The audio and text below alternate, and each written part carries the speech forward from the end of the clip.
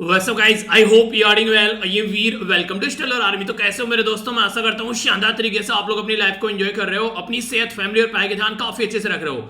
Discussion जो है बहुत शानदार, बहुत प्यारा और बहुत प्रोडक्टिव रहने वाला है। वीडियो को एंड तक देखिएगा। बहुत सारी चीजें ऐसी हैं जो मैं रिवाइज करूंगा, बहुत सारी चीजें ऐसी हैं जो आप लोगों को नहीं जानने को मिलेगी, और इसी के साथ में कई सारी चीजें ऐसी भी हैं जो आप लोगों को लाइफ में इंप्लीमेंट करने को मिलेगी। यानी कि एक तरीके से चहुमुखी विकास आप लोगों को यहाँ पर देखने को मिलेगा। पर लेकिन आगे बढ़ने से पहले एक बात मैं बता दूं कि पेन और कॉपी लेकर बैठना अगर आप लोग सीरियसली किसी एग्जाम की तैयारी कर रहे हैं। पर लेकिन अगर आप लोग जस्ट नॉलेज के लिए सुन रहे हैं ऐसे ही, तो आप लोगों को फिर कोई जरूरत नहीं है पेन और कॉपी लेने के लिए। इसी के साथ में ये जो वीडियो है आप लोगों को हर एक एग्जाम के लिए फायदा पहुंचाने वाला है। इंपॉर्टेंट बात यहां पर यह है कि बहुत सारे फैक्ट्स और फिगर भी आप लोगों को देखने को मिलेंगे। आप लोगों को इंटरव्यू के लिए क्वेश्चन आंसर राइटिंग के लिए फैक्ट्स और इसी के साथ में कॉन्सेप्ट आप लोगों की समझ में आएंगे।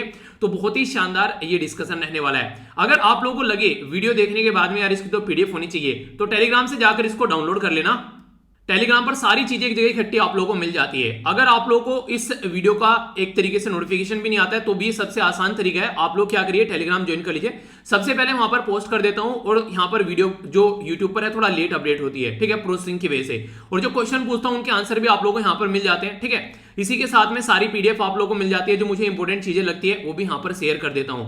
यहीं पर ही आप लोग जाएंगे तो आंसर राइटिंग ग्रुप मिल जाएगा आप लोगों को, जहां पर आप लोग आंसर पोस्ट कर सकते हैं। अगर नेक्स्ट ईयर की आप लोग तैयारी करें तो आंसर लिखते रहिए। यहाँ पर 50,000 के करीब लोग यहाँ पर जुड़े हुए हैं जो कि आंसर लिख रहे हैं कंटिन्यूअसली। तो आप लोग भी यहाँ पर इस ग्रुप का पार्ट बन सकते हैं। ये सारी चीजें फ्री ऑफ कॉस्ट है, टेंशन लेने की कोई जरूरत नहीं है। अपनी पढ़ाई कीजिए और थोड़ा सेहत का भी ध्यान रखिए। आइए अब बात करते हैं आगे, और लिंक सारे वीडियो के नीचे मिल जाएंगे, या फिर ये डायरेक्ट लिंक है आप लोग देख सकते हैं यहाँ पर, इस पर भी आप लोग क्लिक कर सकते हैं।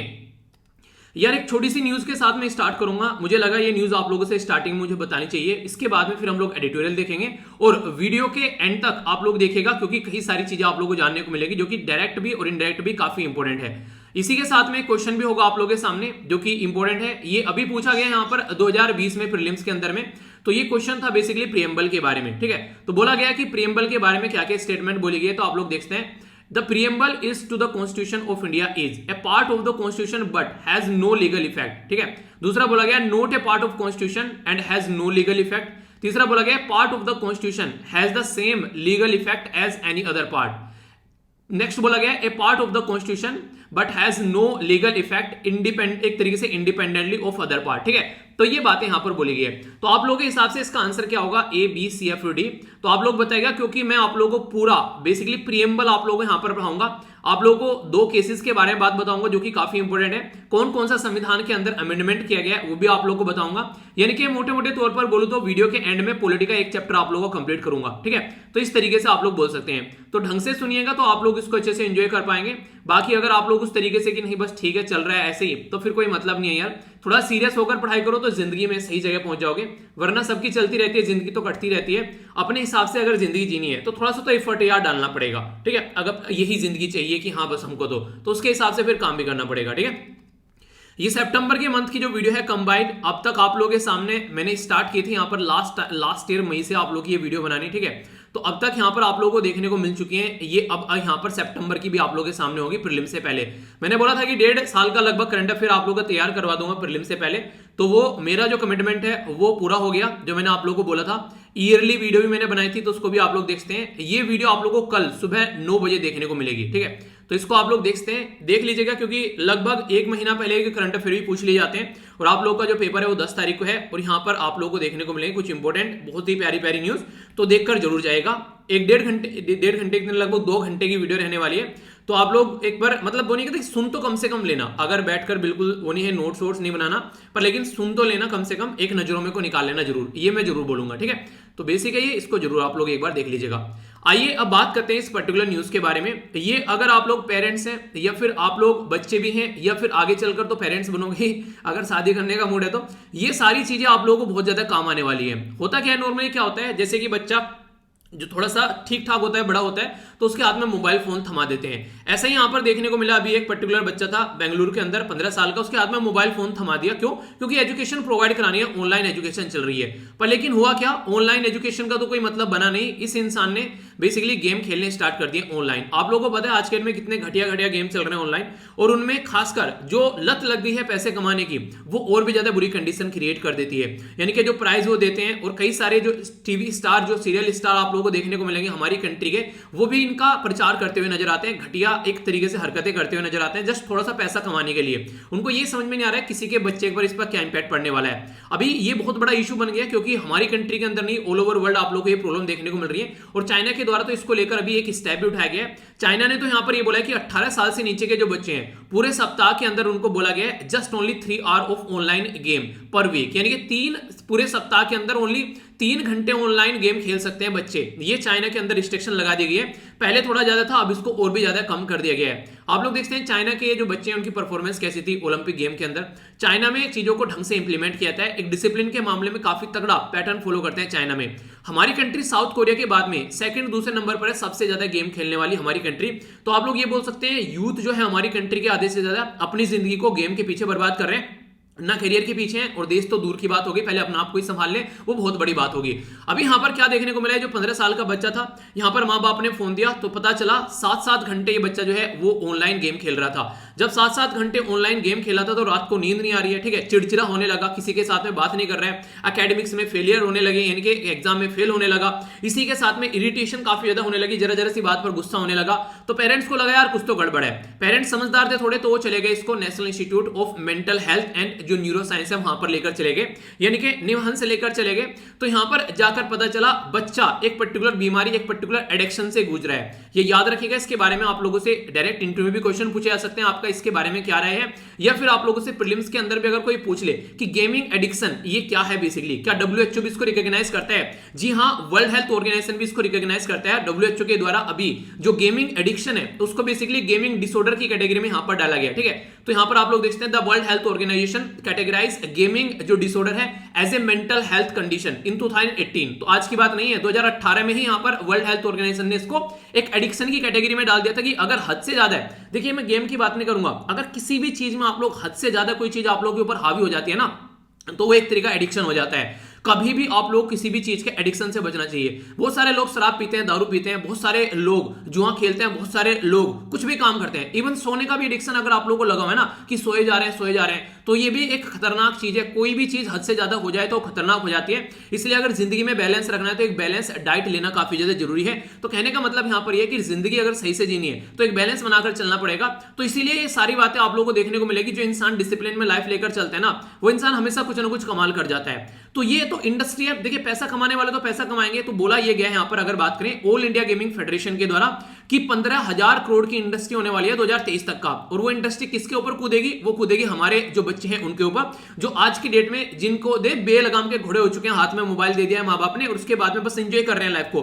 तो ये एंजॉय नहीं होता, ये एक तरीके से लाइफ की बर्बादी होती है। क्योंकि जब समझ में आता है कि यार बहुत गलत काम कर दिया तब बहुत लेट हो जाता है। तो ऐसी कंडीशन आप लोगों को देखने को मिलेगी। तो बहुत ज्यादा जरूरी है पेरेंट्स के लिए, अगर आप लोग बड़े भाई बहन है तो आप लोग के लिए, कि अपने बच्चों आसपास के जो कोई ऐसा लोग है उसको थोड़ा सा अगर लगता है कि आप लोग ही सुनता है, आप लोग बोल सकते हैं, तो उसको जरूर बोलिएगा। ये काफी ज्यादा जरूरी है, क्योंकि कंडीशन काफी ज्यादा खराब हो सकती है आने वाले टाइम पे हर एक लेवल पर। क्योंकि प्राइज मनी के चक्कर में जो थोड़े यहां पर पैसे मिलते हैं उसके चक्कर में काफी ज्यादा है, इसके पीछे एडिक्शन लग जाता है। अभी आप लोगों ने देखा होगा पबजी बैठे हुए खेल रहे हैं, मतलब एक अपने घर बैठा है, दूसरा कहीं मुंबई में बैठा है, तीसरा कहीं बैठा हुआ है इधर केरला में, मतलब गेम चल रहे हैं ऑनलाइन। मुझे पता भी नहीं था इसके बारे में एक्चुअली, जब मुझे पता चला मैं सरप्राइज हो गया यार कि ऐसा ऐसे मतलब ऑनलाइन बैठ के अपने अपने घरों में गेम चल रहे हैं। समझ रहे हो आप लोग कि कितना ज्यादा माइंड को एक तरीके से एक ऐसी चीज में लगा दिया गया कि वो कुछ सोचने के लिए तैयार ही नहीं है माइंड, और उनको ऐसा लग रहा है खाना नहीं खा रहा है इंसान, ठीक है। तो मेरा मतलब बेसिकली मैंने देखा एक पर्टिकुलर एक फ्रेंड का भाई था, उसने मुझे ये सारी चीजें बताई। उसने मुझे फोन किया तो बोला यार ऐसे ऐसे प्रॉब्लम चल रही है, मुझे समझ में नहीं आ रहा इसका क्या सोल्यूशन किया जाए। मैंने कहा ऐसा भी कुछ होता है। जब मुझे पता चला पबजी वाला ये गेम, मुझे लगता था अपने मोबाइल में खेलते हैं, जब मुझे पता चला कि ऑनलाइन चल रहा है तो भाई साहब कोई वहीं बैठा है और कोई कहीं बैठा है। मैं बड़ा सरप्राइज हुआ, मैंने कहा यार कितनी तरक्की कर ली इस गेम ने। ये बड़ी अच्छी चीज लगी। तो इस तरीके से आप लोग अंडरस्टैंड कर सकते हैं हर चीजों को। तो ये एक तरीके से ये माइंड को खराब करने वाली चीजें हैं। इन सब चीजों से बच्चों को भी दूर रखिए और आप लोग भी दूर रहिए। हाँ, थोड़ा बहुत खेल लीजिए, ऐसा नहीं कि बिल्कुल ही सन्यासी साधु बनना है, पर लेकिन इस तरीके से नहीं जिस तरीके से चीजें चल रही हैं। अभी हमारी कंट्री में बोला गया कि इसको बैन करना चाहिए, तो साउथ इंडिया में कुछ राज्य आए सामने निकलकर, पर केरला हाईकोर्ट ने बोल दिया कि बैन करना इज नॉट द सॉल्यूशन, ठीक है। आप लोग इन चीजों को रेगुलेट कर सकते हैं, जैसे कि अभी चाइना में क्या किया, बैन तो नहीं किया गया, रेगुलेट कर दिया उसको। तो इस तरीके से, क्योंकि बच्चों की जो फिजिकल इमोशनल जो मेंटल एबिलिटी है वो प्रॉपर मेंटेन है, क्योंकि इसकी वजह से काफी ज्यादा दिक्कतें देखने को मिल रही है। तो इसका सॉल्यूशन कुछ ना कुछ निकलना चाहिए, ठीक है। तो आप लोगों की क्या राय है इसके बारे में, आप लोग अपनी राय बता सकते हैं। और क्या ये इस तरीके से चीजें जो चल रही है हमारी कंट्री में रेगुलेट होनी चाहिए जैसे चाइना में हो रखी है? तो यस या फिर नो में आप लोग इसका आंसर बता सकते हैं। और हर जगह आप लोगों से ये क्वेश्चन पूछा सकता है एग्जाम में भी, पर लेकिन एग्जाम बाद की बात होती है, पहले लाइफ जरूरी है। तो आप लोग अगर लाइफ में इसको इंप्लीमेंट कर पा रहे हैं और दूसरों को भी गाइड कर पा रहे हैं, गांधी जी वाला कॉन्सेप्ट मुझे याद आ रहा है यहाँ पर। एक बच्चे की मां थी, गांधी जी के पास में लेके गई अपने बच्चे को और बोला कि मेरा बच्चा मीठा बहुत ज्यादा खाता है। तो गांधी जी ने बोला कि यार एक हफ्ते बाद आना। तो एक हफ्ते बाद गई उसकी मां, तो उसने बच्चे को बोल दिया कि बेटा मीठा मत खाना। तो मां ने बोला कि ये बेटा ये बात तो तुम पहले ही बोल सकते थे, मतलब गांधी जी को बोला कि ये बात तो मेरे बेटे को पहले बोल सकते थे। तो गांधी जी ने बोला तब तक मैं भी मीठा खाता था तो कैसे बोल देता, ठीक है। तो अगर आप लोग खुद भी ये गेम खेल रहे हैं और आप लोग खुद भी एडिक्शन में हैं, तो पहले अपने आप को डी एडिक्ट आप लोगों को करना है, इसके बाद में किसी को और ये बातें आप लोगों को बतानी है, ठीक है। तो ये चीजें ज्यादा से ज्यादा लोगों को शेयर भी करना, ताकि इस चीज को लोग अंडरस्टैंड करें और इन चीजों से डिस्टेंस बनाकर रखें, ठीक है। तो ये था पर्टिकुलर यहाँ पर एक आर्टिकल जो मैंने आप लोगों से डिटेल में डिस्कस किया। हो सकता है एक दो दिन में इसके अंदर एडिटोरियल भी आप लोगों को देखने को मिले, बाकी तो आप लोगों को पता चल ही गया बेसिकली चीजें क्या हैं, ठीक है। तो इसके बारे में ध्यान रखिएगा। अरे हाँ, एक कमेंट था कल, मुझे ये कमेंट मैंने उठाया, ऐसा कुछ भी देखने को मिला। अभी एक बच्चा था, ये एक्साइज इंस्पेक्टर का पेपर देकर आया, तो पता नहीं कौन से राज्य का था, वो तो सारी बातें मतलब राज्य का था कैसे था ये, मतलब सेंटर का मुझे समझ में नहीं आया। पर लेकिन इसने बोला कि कुछ दिनों से ही अभी मैंने जो है नैनो मैगजीन और द हिंदू की वीडियो देखना स्टार्ट की, तो लगभग तो इससे 10 क्वेश्चन फंस गए, मतलब लगभग 7-8 वीडियो देखी, मतलब 10 क्वेश्चन फंस गए। तो ये है, देखो अगर आप लोग रिवीजन वाली जो बेसिकली मैं चीजें कवर कर रहा हूँ ना बैकग्राउंड की, तो इस तरीके से मुझे पहले लगा मैंने 7 दिन के करंट अफेयर में कहां से क्वेश्चन फंस गए। तो फिर मुझे याद आया, मैंने कहा यार अच्छा, तो पीछे की जो चीजें रिवाइज करवा रहा हूँ, ठीक है, जो रिवीजन चल रहा है, जो रिवीजन की वीडियो वो भी बनाई, जैसे मंथली वीडियो हो गई थी, तो इसमें कुछ वीडियो देखकर ही बंदा जो है 10 क्वेश्चन सही कर रहा है, ठीक है। तो इस तरीके से आप लोग देखते हैं, अगर आप लोग सही तरीके से सही रिसोर्सेज को सही तरीके से यूटिलाइज करते हैं, तो आप लोगों को आउटपुट रिजल्ट अच्छे देखने को मिलते हैं, ठीक है। तो इनको भी आप लोग लाइफ में इंप्लीमेंट कर सकते हैं, काफी कुछ आप लोग को अच्छा देखने को मिलेगा। तो ये थी कुछ बातें। अब एडिटोरियल देखेंगे, ये आर्टिकल तो आप लोगों को इंपोर्टेंट था ही, बाकी लाइफ में भी इंप्लीमेंट कीजिएगा। एडिटोरियल में इंडिया और चाइना के रिलेशन के बारे में आर्टिकल डिस्कस करेंगे, इंपॉर्टेंट है ये वाला आर्टिकल, काफी इंपॉर्टेंट है। यहाँ पर फूड सिक्योरिटी के बारे में बात कर रहे हैं और कोविड-19 की वजह से क्या इंपैक्ट अभी देखने को मिल रहे हैं, वो सारी बातें यहाँ पर की जा रही है। तो इसके बारे में भी हम लोग समझेंगे क्या क्या चीजें हैं, ठीक है। तो ये भी एक इंपॉर्टेंट आर्टिकल आप लोग बोल सकते हैं। अभी रिसेंटली हमारी कंट्री की इकोनॉमिक ग्रोथ के बारे में बात की, इकोनॉमिक ग्रोथ बढ़ रही है, तो कुछ इंडिकेटर निकल कर आए, जैसे कोर सेक्टर हो गया, ठीक है। इसी के साथ में पीएमआई इंडेक्स हो गया, जिसके बारे में आप लोगों से बात भी की थी। तो थोड़ा सा रिविजन भी हो जाएगा आप लोगों को। हालांकि ये डेटा जो होते हैं ये आते रहते हैं, तो ये ज्यादा इंपॉर्टेंट नहीं है, पर लेकिन जो प्रोसीजर है उससे क्वेश्चन प्रीलिम्स से पूछ लेंगे आप लोगों से। मान लीजिए क्वेश्चन बच गया, बन गया आप लोगों से कि पीएमआई, जिसको परचेजिंग मैनेजर इंडेक्स बोलते हैं, किसके द्वारा प्रस्तुत किया जाता है, तो आप लोग कंफ्यूज हो जाओगे। तो इस तरीके से जो बेसिक क्वेश्चन है उनके बारे में आप लोगों से बात करूंगा। ये वाला जो आर्टिकल है, ये वाला आर्टिकल जो आप लोग बोल सकते हैं कि बेसिकली अभी हमारी कंट्री में एयर इंडिया को लेकर अभी टाटा सामने है, तो यहां पर टाटा के द्वारा ये माना जा रहा है कि डील हो गई है। हालांकि पब्लिक में अभी गवर्नमेंट के द्वारा कभी कोई नोटिफिकेशन नहीं आया निकलकर, पर उसी के ऊपर ये आर्टिकल है, ठीक है। तो अभी और भी इसके ऊपर कई सारे आर्टिकल आएंगे और ज्यादा क्लैरिफिकेशन हो जाएगा, तो अभी कई सारे आर्टिकल और देखने को मिलेंगे। तो ये आर्टिकल अगर टाइम मिलेगा तो इसको कवर करूंगा, वरना अगर टाइम नहीं मिलेगा तो ये आर्टिकल मुझे लगता है कि वीकेंड में या फिर किसी दिन में इसको कवर करूंगा, क्योंकि कई सारे आर्टिकल अभी रो में आने वाले हैं इसके ऊपर, क्योंकि अभी इशू अभी गवर्नमेंट के द्वारा बोला नहीं गया इसके बारे में कुछ, अभी बिडिंग प्रोसीजर चल रहा था, तो बहुत सारे आर्टिकल आप लोगों को देखने को मिलेंगे। तो बहुत डिटेल में कॉम्प्रिहेंसिव तरीके से पूरी हिस्ट्री ज्योग्राफी क्या क्या है, इससे पूरी एयरलाइंस की सारी चीजें बहुत प्यार से डिस्कस करूंगा। कॉन्सेप्ट बिल्कुल क्लियर हो जाएगा, टेंशन लेने की कोई जरूरत नहीं रहेगी, ठीक है। ये वाला तालिबान का क्या फंडा चल रहा है उसके बारे में है आर्टिकल, एक ओवरव्यू तो जरूर दूंगा, क्योंकि कुछ बातें ऐसी हैं जो आप लोगों को पता होना चाहिए, तो इसके बारे में समझेंगे। ये भी एक प्यारा आर्टिकल है, फैक्चुअल इन्फॉर्मेशन भी आप लोग कुछ देखने को मिलेंगी जो आप लोगों को काफी फायदा पहुंचाएंगे। यहाँ पर तापी पाइपलाइन के बारे में बात की जा रही है, नॉर्ड स्ट्रीम 2, ये बेसिकली एक पाइपलाइन है रसिया और जो जर्मनी के बीच में, तो कई सारे और भी एरिया को फायदा पहुंचाएगी।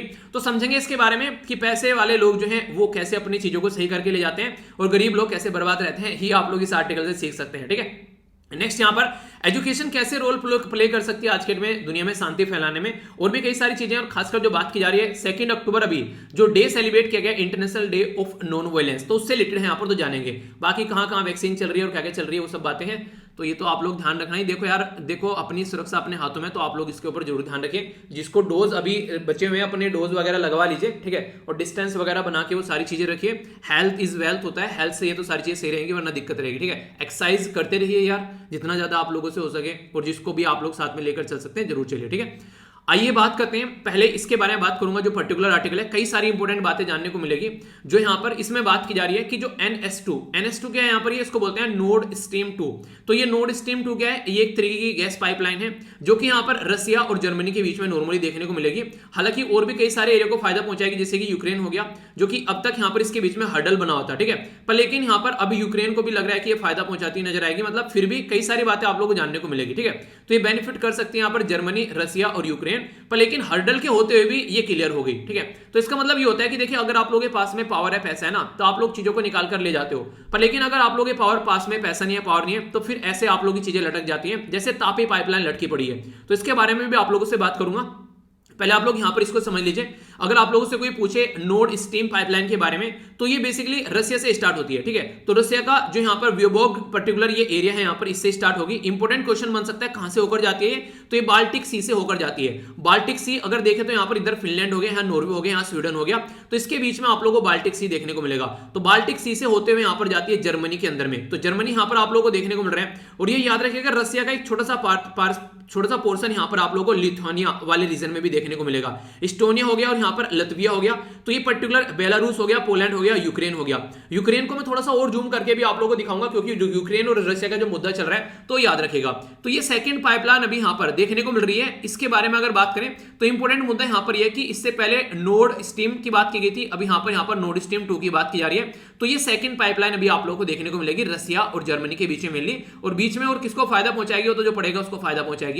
तो अभी इसी के बारे में यहां पर मेन फोकस किया जा रहा है, ठीक है। इसके साथ में कंपेयर किया जा रहा है अभी हमारी कंट्री से रिलेटेड जो पाइपलाइन है, पहले उनको देख लीजिए जिनके ऊपर क्वेश्चन बन सकता है। ये है यहां पर तापी पाइपलाइन, ठीक है। तापी का मतलब क्या है, तुर्कमेनिस्तान, अफगानिस्तान, पाकिस्तान और इंडिया, तो इसको बोला गया TAPI, ठीक है। तो तापी के बारे में आप लोग जरूर याद रखना, क्योंकि ये काफी लंबे समय से कई बार न्यूज में रहती है, और रिसेंटली फिलहाल ये भी ठंडे बस्ते में चली गई है। पहले तो पाकिस्तान अकेला हर्डल था कि यहाँ तापी जो पाइपलाइन हमारे तक पहुंच नहीं पा रही है इंडिया और पाकिस्तान के रिलेशन की वजह से। अब एक और नया हर्डल बन गया अफगानिस्तान, क्योंकि अफगानिस्तान में अभी तालिबान पावर में आ गया है, तो तालिबान के साथ में वैसे भी नहीं बनती है, तो अब इस पाइपलाइन के चांस और कम हो गए, तो ठंडे बस्ते में चली गई है, ठीक है। तो अभी देखते हैं क्या कुछ आगे हो पाएगी चीजें। और ये हो गया यहाँ पर कैस्पियन सी। वैसे मुद्दा तो यहाँ पर यह था कि तापी पाइपलाइन को और ज्यादा एक्सटेंड करके यहाँ पर तो एक और पाइपलाइन के साथ में कनेक्ट करने की बात की जा रही थी, जिसका नाम था यहाँ पर IPI, यानी कि इंडिया, ईरान और पाकिस्तान पाइपलाइन, ठीक है।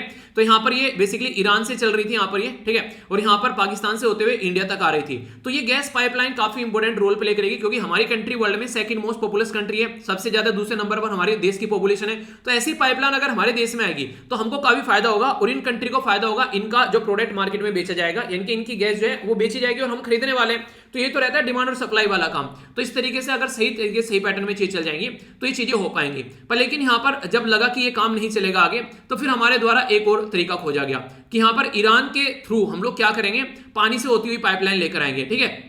और यहां पर पानी से होती पाइपलाइन जो आएगी यहां पर गुजरात में पहुंचाई जाएगी। तो अभी यहां पर ये भी प्रॉपर वे में काम नहीं चल पा रहा है, क्योंकि कंडीशन कई सारी है। क्योंकि आप लोग देखते हैं ये यहां आप लोग बोलेंगे यहां से भी तो जा सकती थी, यहां से क्यों नहीं गई, क्योंकि ये पाकिस्तान का जो इंटरनेशनल वाटर, ये पाकिस्तान का बेसिकली वाटर हो गया यहां पर, ठीक है। तो इसकी वजह से पाकिस्तान वाले पानी में से तो हम जा नहीं सकते हैं, तो यहां से थोड़ा सा और घुमा कर लाना पड़ रहा है। तो पाकिस्तान अगर इंडिया, अगर सोचो यार एक मिनट के लिए, थोड़ी सी देर के लिए हाइपोथेटिकली सोच लो, अगर इंडिया और पाकिस्तान बिल्कुल लंगोटिया यार हो, तो सोचो कि कितना शानदार काम रहेगा। और सोचो कि अगर पाकिस्तान इंडिया से लगी ना होता एक मिनट के लिए, वैसे हाइपोथेटिकल है बिल्कुल कंप्लीटली, पर लेकिन ये बेसिकली कई सारे मुद्दे ऐसे होते हैं, अगर आप लोगों को किसी के साथ में लड़ाई हो रही है ना, तो हमेशा देखिएगा तीसरा पर्सन कोई ना कोई आग लगा रहा होगा वहां पर, कि अगर ये दोनों साथ में रहेंगे तो कुछ अच्छा कर जाएंगे। तो इसलिए हमेशा कोशिश आप लोगों को क्या करनी है, कोशिश ऐसी करनी है कि अपना जो भी आप लोगों की जिंदगी में कोई यार दोस्त है, रिलेशन है, उसको कोशिश करो कि दुनिया के सामने ज्यादा मत रखो, क्योंकि उंगली करने वाले बहुत आप लोगों को मिल जाएंगे फिर, जो आप लोगों को बेसिकली परेशान करने वाले। तो यहां पर अगर दोनों की रिलेशन अगर अच्छे रहते हैं यहाँ पर इंडिया और पाकिस्तान के, तो आप लोगों को देखने को मिलता है बहुत सारी चीजें आसानी से हो जाती।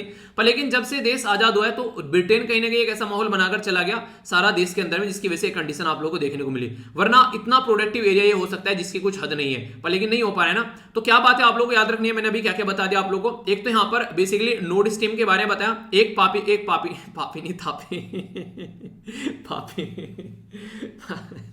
कुछ भी, एक यहां पर IPI के बारे में मैंने बता दिया, और यहां पर एक बेसिकली I और P के बारे में बात करते हैं, ईरान और I और I के बारे में, यानी कि ईरान और इंडिया के बीच में, ठीक है। अभी कुछ बातें जान लेते हैं थोड़ा सा नोट्स के फॉर्म में। तो तीनों पाइपलाइन के बारे में मैंने बता दिया, कंफ्यूजन आप लोगों को नहीं होना चाहिए। अभी ये जो पाइपलाइन है यहाँ पर ये काफी ज्यादा कंट्रोवर्सी में घिरी हुई थी यहाँ पर रसिया और जर्मनी के बीच में। यहाँ पर इसको स्टार्ट किया गया था 2016 में और 2018 में इसको मतलब एक तरीके से स्टार्ट 2016 में किया गया था और कंस्ट्रक्शन एक प्रॉपर वे में बिगन हो गया 2018 में। लगभग 1224 किलोमीटर की ये लाइन है और 11 बिलियन ये अंडर वाटर लिंक आप लोगों को देखने को मिलेगा डॉलर का यहाँ पर, जिसके चलते काफी लार्ज स्केल पर जो काफी फायदा पहुंचने वाला है, रसिया से लेके जर्मनी तक एक्सपोर्ट किया जाएगा जो गैस को। अब यहाँ पर ये जो पाइपलाइन है यहाँ पर अगर बात करें स्ट्रेटेजिकली काफी इंपॉर्टेंट है यूरोपियन यूनियन और इसी के साथ में रसिया के बीच में। पर लेकिन दूसरी बात यहाँ पे ये भी है, अभी आप लोगों को पता है रसिया को बाहर निकाल दिया गया था G8 कंट्री से, तो कितनी बन गई थी, G7 कंट्री बच गई थी। तो यहाँ पर वो मुद्दा जो था वो मुद्दा बार बार अभी इस पाइपलाइन के ऊपर भी इंपैक्ट डाल रहा था। वो मुद्दा क्या था, मुद्दा ये था यहाँ पर ये पर्टिकुलर एरिया है जिसको क्रीमिया बोलते हैं, ये बेसिकली यूक्रेन का एरिया है। याद रखना ये काफी इंपॉर्टेंट है।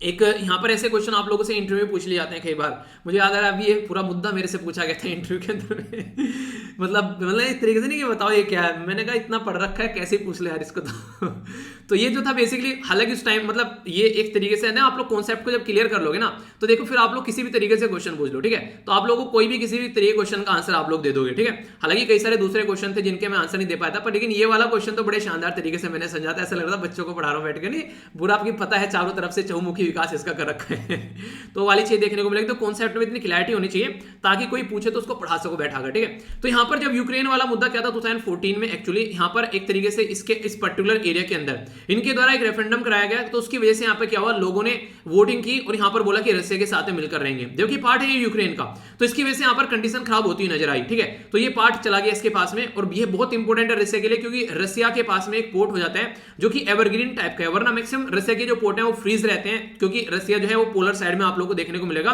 और इससे पूरा ब्लैक सी के ऊपर इसका कंट्रोल भी हो जाता है। ब्लैक सी के थ्रू फिर यहां से होता हुआ रसिया आसानी से यहां पर मेडिटेरेनियन सी के अंदर भी एंट्री कर सकता है। तो ये कई सारे मुद्दे आप लोगों को यहां पर देखने को मिलेंगे, तो इसी के चलते कई बार न्यूज में आता है। तो यूक्रेन इसीलिए यहां पर रसिया से चिढ़ा रहता है क्योंकि यूक्रेन से रसिया ने इसका एक पोर्शन ले लिया है। वैसे तो यूक्रेन भी अगर यूएसएसआर के टाइम पर जाएंगे पहले इसी का पार्ट हुआ करता था, पर लेकिन वो पुरानी बातें, अभी फिलहाल प्रेजेंट टाइम पे ये चल रहा है। तो यूक्रेन ने बोला यूएसए को यार देखो रसिया और जर्मनी के बीच में डील नहीं होनी चाहिए, इसका मतलब ये होगा कि मैं अलग थलग पड़ जाऊंगा। तो ऐसी बातें यहां पर देखने को मिली। जबकि अगर बात करें, ये इंपॉर्टेंट है, इसके बारे में थोड़ा ध्यान रखिएगा, तापी पाइपलाइन जो है यहां पर इसको सपोर्ट करने वाला है एशियन डेवलपमेंट बैंक, ठीक है। तो एशियन डेवलपमेंट बैंक इसको सपोर्ट करता है और यूपीएससी ने प्रीलिम्स में एशियन डेवलपमेंट बैंक के बारे में क्वेश्चन पूछा था आप लोगों से, तो ऐसे ऐसे क्वेश्चन बन जाता है आप लोगों से डायरेक्ट, ठीक है। तो एशियन डेवलपमेंट के बैंक के अंदर बताइए कितने मेंबर है टोटल, ठीक है। तो ऐसा नहीं है कि इतने मेंबर होंगे तो सारे एशिया के मेंबर ही रहेंगे, तो ऐसे क्वेश्चन आप लोगों से बनते हैं। तो इसलिए पुराने क्वेश्चन पेपर जरूर देखा करो, चाहे कुछ देखो चाहे ना देखो। बात की जा रही है यहां पर ये गिलकिंसू, ठीक है। तो ये तापी पाइपलाइन प्राइवेट लिमिटेड जो है मिलकर काम कर रही थी यहां पर ताकि इसको बनाया जाए, पर लेकिन सारी चीजें ठंडे बस्ते में जा चुकी है। एनर्जी जो है वो अगर बात करें, ये इंपॉर्टेंट आप लोगों से इस तरीके की स्टेटमेंट अगर आप लोग लिख देते हैं तो ये एक बड़ा इंपैक्ट डालते हैं कि energy is never remove from politics, यानी कि एनर्जी हमेशा एक पॉलिटिकल गेम का पार्ट रहेगा, आप लोगों को पता है। जैसे कि बात करें अगर ईरान वाले एरिया के बारे में, ये सऊदी अरेबिया वाले एरिया के बारे में, यहां पर क्रूड ऑयल काफी लार्ज स्केल पर मिलता है, कच्चा तेल, तो इसलिए वहां पर हमेशा झड़प आप लोगों को देखने को मिलेगी। तो हमेशा जो आप लोगों को एनर्जी जो है पॉलिटिक्स का पार्ट आप लोगों को नजर आएगी अलग अलग एरिया में। देखिए इंटरेस्टिंग बात यहां पर ये, आज की डेट में अगर अफ्रीका कॉन्टिनेंट के अंदर जाएंगे ना, एनर्जी के बहुत सारे रिसोर्सेज हैं, वहां से एनर्जी निकालने की कोशिश की जाती है अलग अलग कंट्री के द्वारा, और चाइना का ह्यूज इन्वेस्टमेंट है, तो वहां से चाइना काफी ज्यादा एनर्जी निकाल रहा है। तो उसके चलते भी कई बार ये मुद्दा न्यूज में आ जाता है कि चाइना का जो तरीका है ना काम करने का, वो क्या करता है, मैक्सिमम 1/3 तो वो अपनी ही फोर्स लेकर जाता है, वहां पर अपनी लेबर लेकर जाता है, वहां बिल्कुल वो ईस्ट इंडिया कंपनी वाले काम करता है। मतलब क्या करता है, मतलब लोकल एरिया में जाकर ना तो इन्वायरमेंट को ध्यान रखेगा, पूरा बर्बाद कर देगा। दूसरा वहां पर रिसोर्सेज जितने निकालने की परमिशन रहती है उससे ज्यादा निकाल कर लेकर आता है। तीसरा वहां पर अगर जो वर्कर लेकर जाता है अपने वर्कर, जो उनके वर्कर, उनको सैलरी में काफी ज्यादा डिफरेंस देखने को मिलता है। तो ऐसी ऐसी हरकतें करता है, ग्राउंड लेवल पर किसी का कोई डेवलपमेंट नहीं करता है। तो ये चाइना है। इंडिया क्या करेगा, इंडिया जाकर प्रॉपर उनका ह्यूमन डेवलपमेंट भी करता हो आप लोगों को नजर आएगा। तो इंडिया और चाइना में ये डिफरेंस आप लोगों को देखने को मिलेगा। तो यहां पर एक रिसोर्सेज को ऐसे यूटिलाइज करना चाहिए ताकि दूसरों का भी फायदा हो सके। तो ये जो सेकंड वाली अभी लाइन बनाई जा रही है, 55 billion cubic metre gas each year, यहां पर ये 26 जो मिलियन लोगों तक पहुंचाएगा, ये बोला गया है। रसिया से डायरेक्ट जर्मनी तक अगर ये जाएगा तो यूएसए जो है वो भी यहां पर हालांकि एक पर्टिकुलर एक एग्रीमेंट में है, यहां पर ये एक पर्टिकुलर कंडीशन में है, जिसके चलते जर्मनी यूरोपियन यूनियन रेगुलेशन के तहत यहां पर, क्योंकि आप लोगों को पता है G7 बन गया है, G8 से बाहर निकाल दिया। अच्छा G7 में फिलहाल कौन कौन सी कंट्री बताइए जरा। अगर बात करें यहां पर जो यूएसए है, यूएसए अभी यहां पर इसके ऊपर बेसिकली जर्मनी को रोक भी रहा था इस पर्टिकुलर डील में जाने के लिए, पर लेकिन अभी कंडीशन क्या हो गई, वो बहुत ज्यादा खराब हो गई कि यहां पर $1000 पर पर 1000 क्यूबिक मीटर जो है वो गैस का प्राइस बढ़ गया। रीजन क्या था, एक तो कोविड-19 है, दूसरा यहाँ पर सप्लाई अवेलेबल नहीं हो पाई, तो इसकी वजह से काफी ज्यादा खस्ता हालत हो गई यहाँ पर पर्टिकुलर एरिया में। तो इसीलिए बोला गया यार कुछ ना कुछ करना पड़ेगा। तो इसकी वही बात है, फिर अब बचा कौन, बचा रसिया। तो रसिया से हेल्प लो, फिर यहाँ पर तो रसिया से हेल्प ली गई, तो इसके चलते चीजें जो है वो आगे चली। हालांकि अभी कंप्लीट क्लियरेंस नहीं हुआ है, अभी 4 महीने बाद बोला जा रहा है कि चीजें थोड़ी आगे बढ़ती हुई नजर आएंगी। लाइसेंस अभी तो जर्मनी से भी नहीं इशू किया गया, तो हो रहा है कि आगे चलने वाले टाइम में जल्दी ही चीजों को इंप्लीमेंट किया जाएगा। तो ऐसा नहीं है कि चीजें नहीं बढ़ेंगी, पर लेकिन फिर भी अब चीजें कैसे लेके चलनी है, क्योंकि यूरोपियन यूनियन के अंदर भी आप लोगों को पता है यूके बाहर निकल चुका है ब्रेक्जिट के चलते। तो यूरोपियन यूनियन में 27 मेंबर आज के डेट में आप लोगों को देखने को मिलेंगे। तो 27 मेंबर जो है, इसमें अगर बात करें जो चांसलर जो है यहाँ पर जर्मन की एंजेला मार्कल, वो कई सारी कंट्री को यहाँ पर गरियाती हुई नजर आती है। यानी कि ये कंट्री जो है यूरोपियन यूनियन की जो इकोनॉमी को या यूरोपियन यूनियन को कमजोर करने की बात करें, जैसे कि पोलैंड हो गया, ठीक है, यूक्रेन हो गया, तो ये बातें की जाती है। तो यूरोपियन यूनियन एक पॉलिटिकल एंटिटी के तौर पर वीक होती नजर आ रही है आज के डेट में। यूक्रेन जो है वो अनहैप्पी है, क्योंकि अगर रशिया के साथ में इस तरीके से बात करनी स्टार्ट कर देंगे और ऐसे काम चलेगा, तो कहीं ना कहीं आप लोग समझ सकते हैं कि एक तरीके से जो यूक्रेन का जो पॉलिटिकल गेन हुआ था, कहीं ना कहीं वो साइड में हो जाएगा, क्योंकि रशिया को फिर से फायदा होना स्टार्ट हो जाएगा, फिर से ऐसे ही रिलेशन हो जाएंगे जब डिपेंडेंट रहेंगे। पर लेकिन एक और इंपॉर्टेंट बात यहां पर ये आ रही है कि यूक्रेन को भी हेल्प की जा रही है अलग तरीके से। अभी यूक्रेन के प्रेसिडेंट ने यहां पर यूएसए को बोला था कि देखो यार रशिया के ऊपर सैंक्शन इंपोज करो, क्योंकि रशिया ने ऐसी ऐसी हरकतें कर रखी है और ये नई पाइपलाइन जो है वो आगे नहीं बढ़ना चाहिए। पर लेकिन ये पाइपलाइन जो है वो तो आगे बढ़ी गई। अब यहां पर जर्मनी ने ये बोला इस पाइपलाइन को आगे बढ़ाने के लिए कि ठीक है यार यूक्रेन, तुम इतनी हरकतें मत करो, हम तुमको हेल्प करेंगे। तो यूक्रेन को हेल्प करने की बात की गई हाइड्रोजन एनर्जी में। तो हाइड्रोजन एनर्जी तो और भी शानदार है आज के डेट में, एक बिल्कुल कंप्लीट रिन्यूएबल एनर्जी की कैटेगरी में आप लोगों को देखने को मिलेगी। अगर ग्रीन हाइड्रोजन बन जाए तो आप लोग देखते हैं H2O यानी कि पानी और जो बेसिकली हाइड्रोजन से निकाला जाएगा, बेसिकली पानी से हाइड्रोजन निकाला जाएगा, तो ये एक और अच्छी गैस। तो बर्लिन जो है अभी फिलहाल ऑफर कर रही है 206 मिलियन जो यूरो। याद रखेगा ये जो सिंबल आप लोगों को देखने को मिलेगा ये पाउंड का सिंबल है, ठीक है, ये जो सिंबल आप लोगों को देखने को मिलेगा ये यूरो का सिंबल है। तो ये यूरोपियन यूनियन की करेंसी है और ये पाउंड जो है ये यहाँ पर यूके की करेंसी है। तो कंफ्यूज मत होना इनके अंदर। और अपना तो पता ही आप लोगों, ठीक है, ये सिंबल है। अच्छा, अपना सिंबल जो है यहाँ पर ये किसके द्वारा क्रिएट किया गया था, याद है आप लोगों? चलिए छोटी सी चीज है, जाकर देख लीजिएगा, क्योंकि अभी भी कई सारे ऐसे पेपर हैं वनडे टाइप के एग्जाम में जिनमें ऐसे क्वेश्चन पूछ ले जाते हैं, ठीक है। तो रिवीजन कर लेना थोड़ा सा, वैसे कई बार बताया चुका है आप लोगों को, तो फिर से एक बार रिवीजन देख लेना, ठीक है। और क्वेश्चन के आंसर आप लोग जाकर टेलीग्राम से देख लिया कीजिए, जैसे कि आप लोगों को मैंने बताया, ओके। और इसी के साथ में आइए अब बढ़ेंगे नेक्स्ट आर्टिकल की ओर। एक और छोटी सी बात यार, अगर आप लोगों को लगता है ना कि आर्टिकल अभी भी आप लोगों को कहीं पर कंफ्यूजन है तो उसको पूछा करो, ठीक है, और फीडबैक जरूर दिया करो। वीडियो को डिसलाइक कर सकते हैं अगर पसंद नहीं आ रही है, लाइक कर आप लोग बता सकते हैं। ये तरीके होते हैं मेरे तक आप लोग चीजें पहुंचा सकते हैं, ठीक है। आइए अब आगे चलेंगे। जो नेक्स्ट आर्टिकल आप लोगों को देखने को मिलेगा वो भी एक काफी इंपॉर्टेंट आर्टिकल आप लोग बोल सकते हैं, जिसके बारे में कई बार आप लोगों से कई सारी चीजें पूछ ली जाती है, ठीक है। तो बेसिक इन्फॉर्मेशन के साथ में मैं आप लोगों से डिस्कस करने वाला हूं। समझते हैं इस आर्टिकल को। ये जो आर्टिकल है बेसिकली इंडिया और चाइना के रिलेशन के बारे में बात कर रहा है, ठीक है। अभी रिसेंटली क्या किया गया कि इंडिया और चाइना के रिलेशन के बारे में बात करने की बात की जा रही है। तो अभी यहां पर 13 लेवल की राउंड टॉक आप लोगों को देखने को मिलेगी। अगर आप लोगों से पूछ लें यहां पर, अभी देखिए अभी आप लोगों से क्वेश्चन पूछा गया था ग्लेशियर के बारे में, ठीक है। तो सियाचिन ग्लेशियर के बारे में यूएससी प्रीलिम्स का क्वेश्चन पूछा था, मैंने आप लोगों से अटेम्प्ट भी करवाया था। आगे पूछ लिया अगर गालवान के बारे में, गालवान वैली के बारे में एग्जैक्ट लोकेशन कहां पर है, ठीक है, क्योंकि यहां पर झड़प देखने को मिली थी इंडिया और चाइना के बीच में, और पहली बार काफी लंबे समय बाद दोनों कंट्री के कई सारे लोगों की जान गई थी। तो उसकी वजह से यहां पर ये न्यूज में आ गया था। यहां पर नीचे आप लोगों को पैंगोंग सो लेक देखने को मिलेगी। तो ये आप लोग यहां पर देखते हैं जो कि इंडिया और चाइना के बॉर्डर पर है। ये पर्टिकुलर जो एरिया है ये एक्साई चीन है यहां पर, जो कि ये लाइन आप लोगों को देखने को मिलेगी, लाइन ऑफ एक्चुअल कंट्रोल है, जो कि आज की डेट में ये चाइना के अंडर में आप लोगों को नजर आएगी, ठीक है। ये पर्टिकुलर जो एरिया है एक्साई चीन वाला।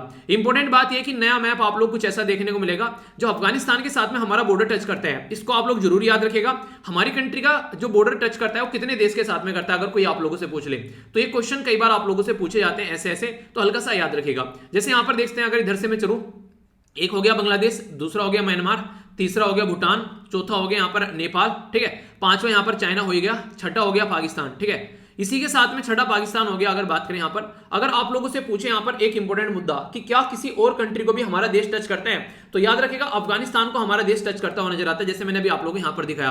तो अफगानिस्तान को क्या टच करता है, कंफ्यूजन में डालकर क्वेश्चन कैसे पूछेंगे।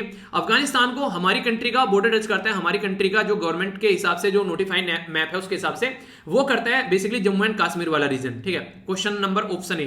दूसरा बोल देंगे यहां पर वो बेसिकली टच करता है लद्दाख वाला रीजन, ठीक है, ये बोल देंगे आप आप लोगों को, तीसरा कोई और बोल देंगे यहाँ पर, ठीक है, या फिर दोनों टच करते हैं। तो इस तरीके से आप लोगों को यहाँ पर देखने को मिलेगा। तो अफगानिस्तान वाला जो एरिया है वो ओनली लद्दाख वाले रीजन को टच करता है, तो लद्दाख यूनियन टेरिटरी को टच करता है। अभी भी कई सारे बच्चे ऐसे हैं जिनको ये नहीं पता हमारे देश में कितनी यूनियन टेरिटरी है। कल एक बच्चे के द्वारा बोला गया सर यूनियन टेरिटरी आप बार बार गलत बता देते हो। भाई साहब मैं गलत नहीं बता रहा हूँ यार, एक बार जाकर चेक करना, 8 यूनियन टेरिटरी हो चुकी है, ठीक है।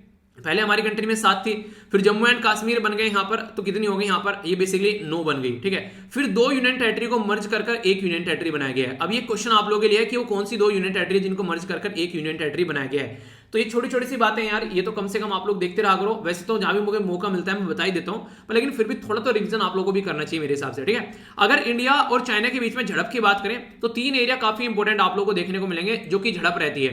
एक तो आप लोगों को मैंने एक्साई चीन वाला रीजन बता दिया, इसको वेस्टर्न सेक्टर बोलते हैं, तो ये 1570 किलोमीटर का है। इधर यहाँ पर सेंट्रल सेक्टर आप लोगों को देखने को मिलेगा, ये 545 किलोमीटर का है, और इधर ईस्टर्न सेक्टर आप लोगों को देखने को मिलेगा 1325 किलोमीटर का है। तो सबसे बड़ा एरिया कौन सा है यहाँ पर चाइना के कंट्रोल में, तो यह है एक्साई चीन वाला, जिसको वेस्टर्न सेक्टर बोलते हैं। दूसरे नंबर पर ईस्टर्न सेक्टर है यहाँ पर ये, जो कि भूटान को एक्सक्लूड कर दो, भूटान पार्ट नहीं है यहाँ पर ये, ठीक है। तो ये बेसिकली चाइना ये बोलता है कि अरुणाचल प्रदेश जो है वो चाइना का साउथ तिब्बत का पार्ट है, ठीक है। साउथ तिब्बत यानी कि तिब्बत तुम खुद लोगों से हड़प कर बैठे हो और ऊपर से तुम अरुणाचल प्रदेश को बोल रहे हो उसका पार्ट है।